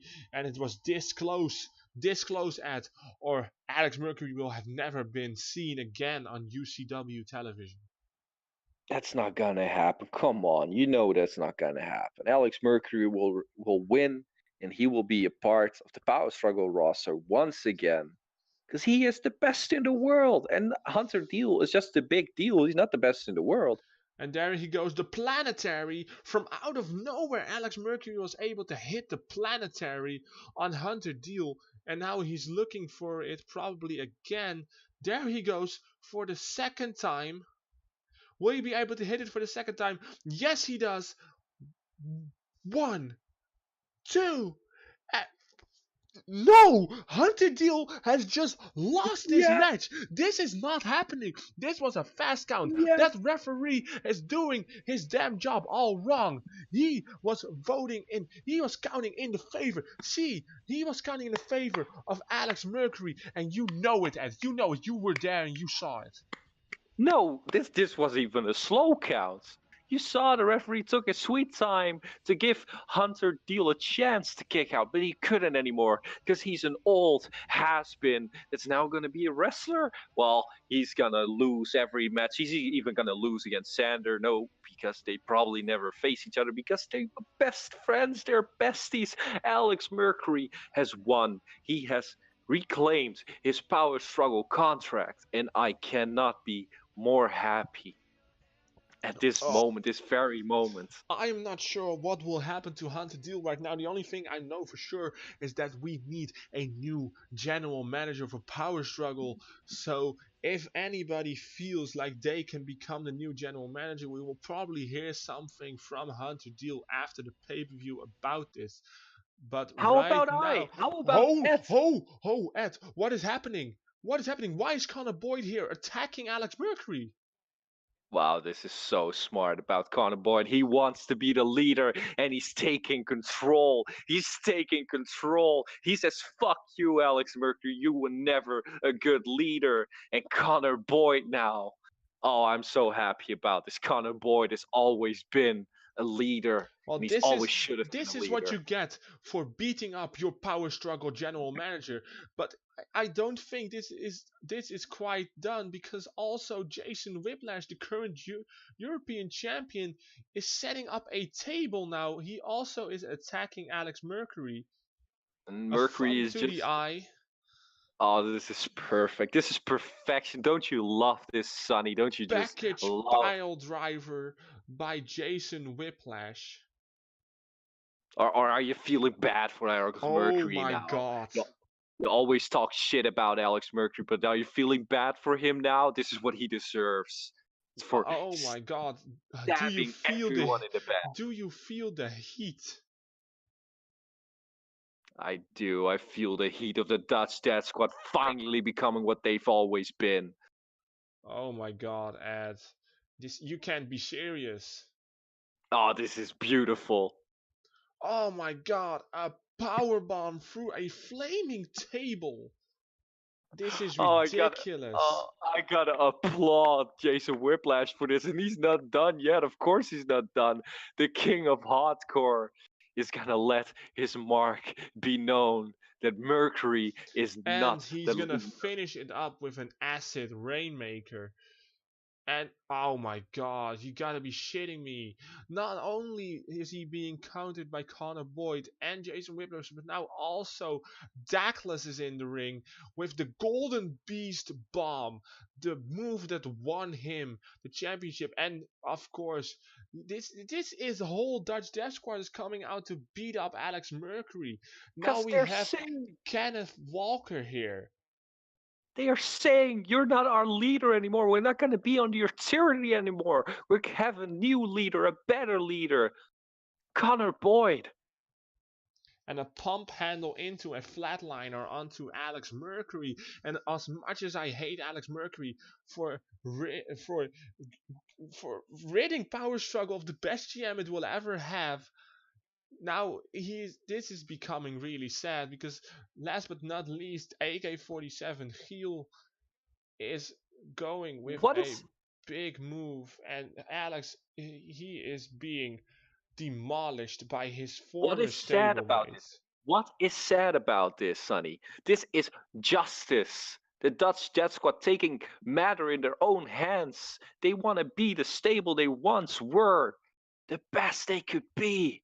And that's not with the best in the world, because he's nothing anymore. He's nothing anymore. He maybe has contract back, but the Dutch Death Squad has a new leader in Connor Boyd, and it's beautiful. Well, I'm not sure how to think about this. I mean, at one hand, I'm like, go Dutch Death Squad, but I hated Dutch Death Squad. This is splitting my head in two, and I didn't even know my beautiful body could split into two. But if that means that there are two beautiful sunny days at the horizon, that must mean that this is a good thing. And with that in mind, we are going to the main event of Global Domination Amsterdam. It is a triple threat match, and it will be for the World Heavyweight Championship.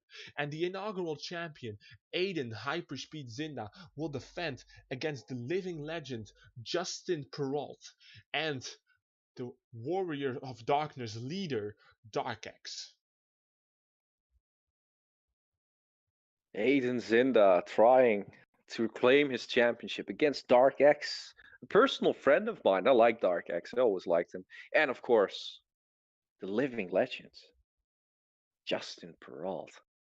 Also one of my close friends here at UCW. Now, I have talked a lot with Justin, but before we get into all this that happened leading up to this main event, we will go for the last time tonight to our ring announcer. From Tampa, Florida, the living legend,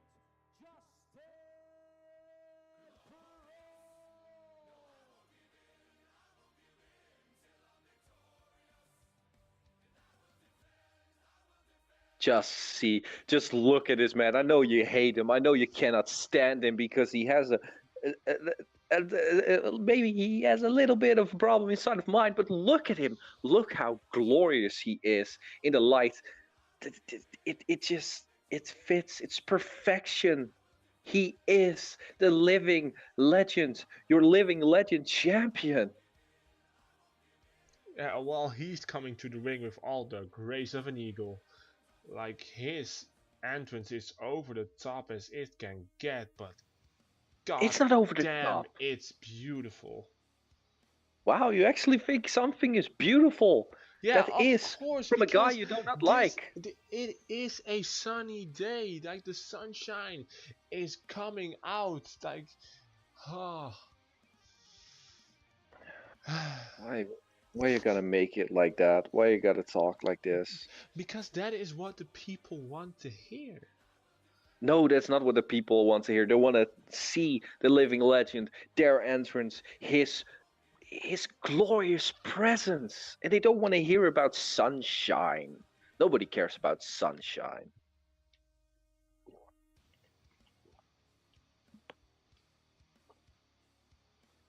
I do. Yeah, of course And you do. that's all that matters. Because it's all about Sunny. It's always about Sunny. You're so egotistical, Sunny. No, I'm not egotistical. I'm just realistic. No, you're not realistic No, with anything. at least I believe in myself. You know, you're not even wanting to stand up for yourself, but I know I'm a good commentator. Well, what are No, you I talking about? know I'm the that best Sonny. commentator on this planet. And again, like you did it at the beginning of the broadcast. You seem to forget one word. It's second. You're the second best commentator in this You're talking business. about yourself. You're not even second best. You're the last. You're worse. No, I'm the. And no, I'm gonna say this. You're worse than Coachman. Yeah, You're worse. I am the than last. If you turn around the sheet and make the number one You be are at the bottom, worse. yeah, then I am the last. In you are opposite lanes, worse. I am the last, but You- not you in are the real worse. life. No, Than David Otunga. You're worse than him. I don't know who that is. I have a subscription on the WWE Network, and I have specifically asked to blur him out of all footage. Oh, and that's how bad he is, and it just means you're a little bit worse. No, I was just channeling my inner Ed. Hashtag racism. Well, why are you talking about race? I think you're the racist here. I'm You're the the racist. here. I'm the Yes. racist. You were talking about about Jimmy Shadow, a Mexican wrestler, has eaten beans because he's Mexican. What? No, that has nothing to do with being your Mexican. reasoning It was behind Bean Day. It was No, Bean Day in Holland. It was Bean Day. What fucked up country has a national holiday called Bean Day? Well, it's the Netherlands. They have weird stuff. I mean, I can buy weed if I want to. I can just walk out here. No, I can even buy it in the arena if I want to. They don't care. So yes, Well, they have a that's holiday true. called Bean Day. That's true, but we are going to get to the introduction of the current World Heavyweight Champion. and their opponents from the Netherlands, the force of nature and your world Alright, and there he comes, Aiden Zinda. And we should stop our bickering and focus on the main event. Because leading up to Global Domination, Aiden Zinda was supposed to face Dark Axe. And in a very strange move by General Manager Jeroen, he gave Justin the opportunity after he won his championship back, after he won his contract back, to win a spot into this match, and he defeated Insane J in the main event of Outbreak 2 weeks ago, earning his right to be in this match. Now, isn't this winner take all, if I recall correctly? Yes, I because if thought so. the winner of this will not only take home with him the World Heavyweight Championship, he will also take home the Legends of UCW Championship. Yeah, the most prestigious championship there is. Yeah, to Justin and to the rest No, of the to world. everyone. To The the World world. Heavyweight Championship is No, its no, most no, no, no, no. prestigious.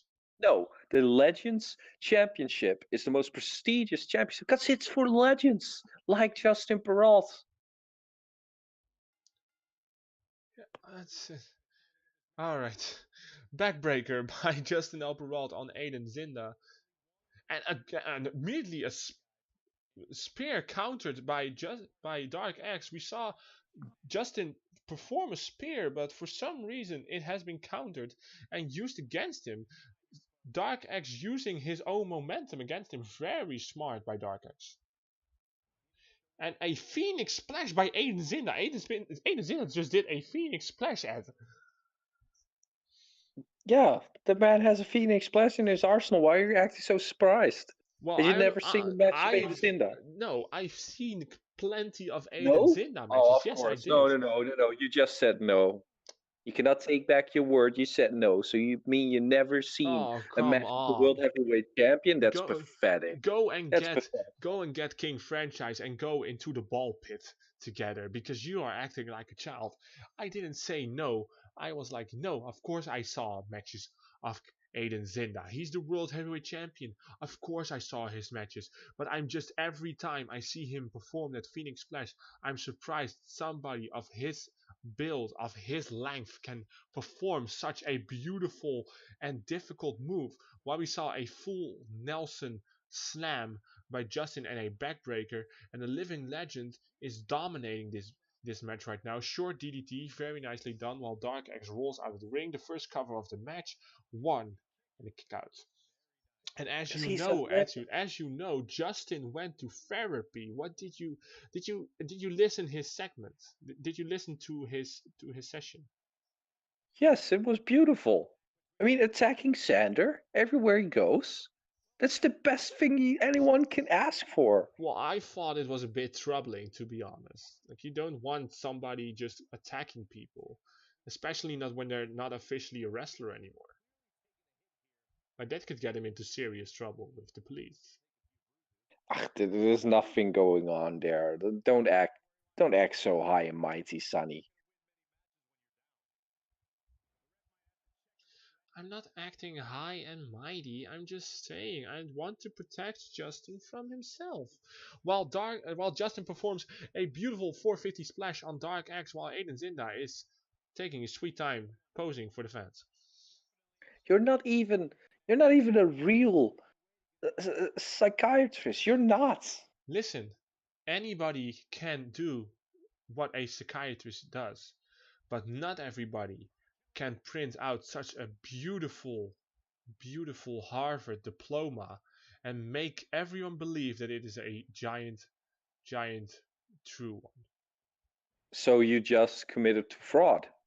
Well, I'm notifying the police straight after Global Domination Amsterdam. Well, you should try, but Although they're by the time probably they're hide coming themselves. there, by the No, time they they're probably coming hide there, themselves. This is Amsterdam. yeah, that's true. That's true. And my home isn't here, so probably calling the wrong country. Well, Dark Axe performs a double axe handle on Justin. Aiden Zinda has rolled out of the ring yet again, and Dark Axe has the whole ring to himself, focusing on the one opponent, while the other opponent is really resting a bit until he can come back in. And now we see that stomp of the ligaments by Dark Axe, which is stopped in his tracks before he could get to the head with a vicious lariat by Aiden Zinda. Fast, really fast. Like he came into the ring. And now the stomp by Aiden Zinda. 1, 2, and a kick out. Yeah, to your credit, Ed, he came in the ring like a bullet, and he was done with, and he just clobbered Dark Axe with some of his biggest maneuvers. It's a wonder that Dark X could kick out even, because that was one monstrous clothesline. That's true.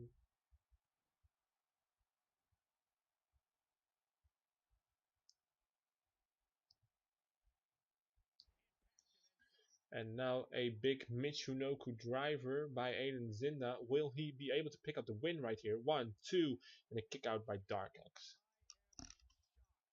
Good on you, Dark X, because we all know the living legend Justin Peralta's gonna win this match. Well, he's not gonna do it lying on the outside. He needs to get back up and come back into the ring while Aiden Zinda is going to the top rope once again, performing a corkscrew senton on Dark Axe while Justin with a full Nelson slam, very nicely done. And now Justin is thinking who he should target. And he's just having a legendary game plan. Yeah, well, he's also having a legend boring stare down with the referee apparently, because he is not focusing on Aiden or Dark Axe. Because he knows it's just to help. He knows it's just to help. The Well, referee. A back suplex by Aiden Zinda and a 2 count, and Justin kicks out. And a dropkick missed because Justin moved out of the way while Dark Axe is taunting in the corner, but nobody's really watching. And a Lufes press while Aiden Zinda has rolled out of the ring. The champion has rolled out of the ring with Dark Axe going for a cover and a 2 count, and Justin was able to get the shoulder up. Like I said, of course, because he has a legendary game plan. Because he's not going to lose his Legends Championship. Do you really think he's going to lose his legendary championship? Well, I'm not sure. I think it can happen. Like the odds are not in your favor in this kind of matchups. The odds are 1% of that happening, because 99% is Justin Peralta winning this match. That's at facts for you. Well, a big twisting facebuster now to Dark Axe, and it seems like Aiden is gonna get a big snap suplex, very nicely done. Justin is a bit tired. Can he make the cover on one of his 2 opponents? Well, he's gonna choose to pin the champion, or at least focus on the champion. And there he goes, twisting neckbreaker, very nicely done. Cover, 1, 2, and a kick out.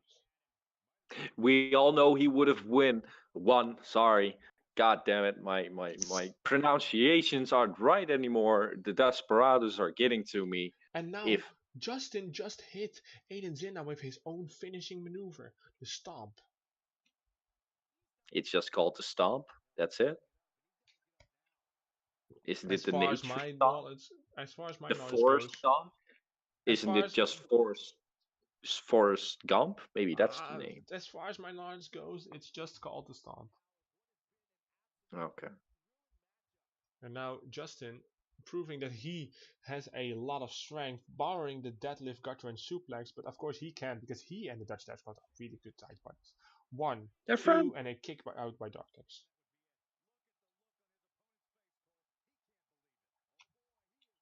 Let's see. Arm breaker by Dark Axe. Pinfall attempt. Dark Axe breaks it up immediately. And a big super kick. And going for the cover. 1, 2, and 3. And just like that, Aiden Zinda picks up the win. Holy crap.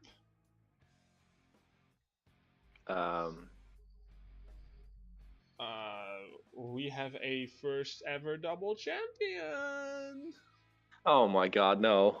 Yeah, Aiden Zinda writing it up No, this like is not this. no. The contract was not signed by Justin Peralta. His championship was never on the line. It was all a joke. It was never on the line. He's still the living legend champion because he will never lose that because the contract wasn't signed. I know this for a fact because I just heard it from Justin Peralta. He just texted me about Mhm. this Of course he in the did. middle of the ring. I know he had a phone with him. I don't know how. No, I'm not sure how either, but I am seeing that Aiden Zinda is getting handed his World Heavyweight Championship, but where's the Legends title? I have no idea where the Legends title is. Well, me It is where neither, but this will be the end of the pay-per-view. We thank you very much for watching. Goodbye.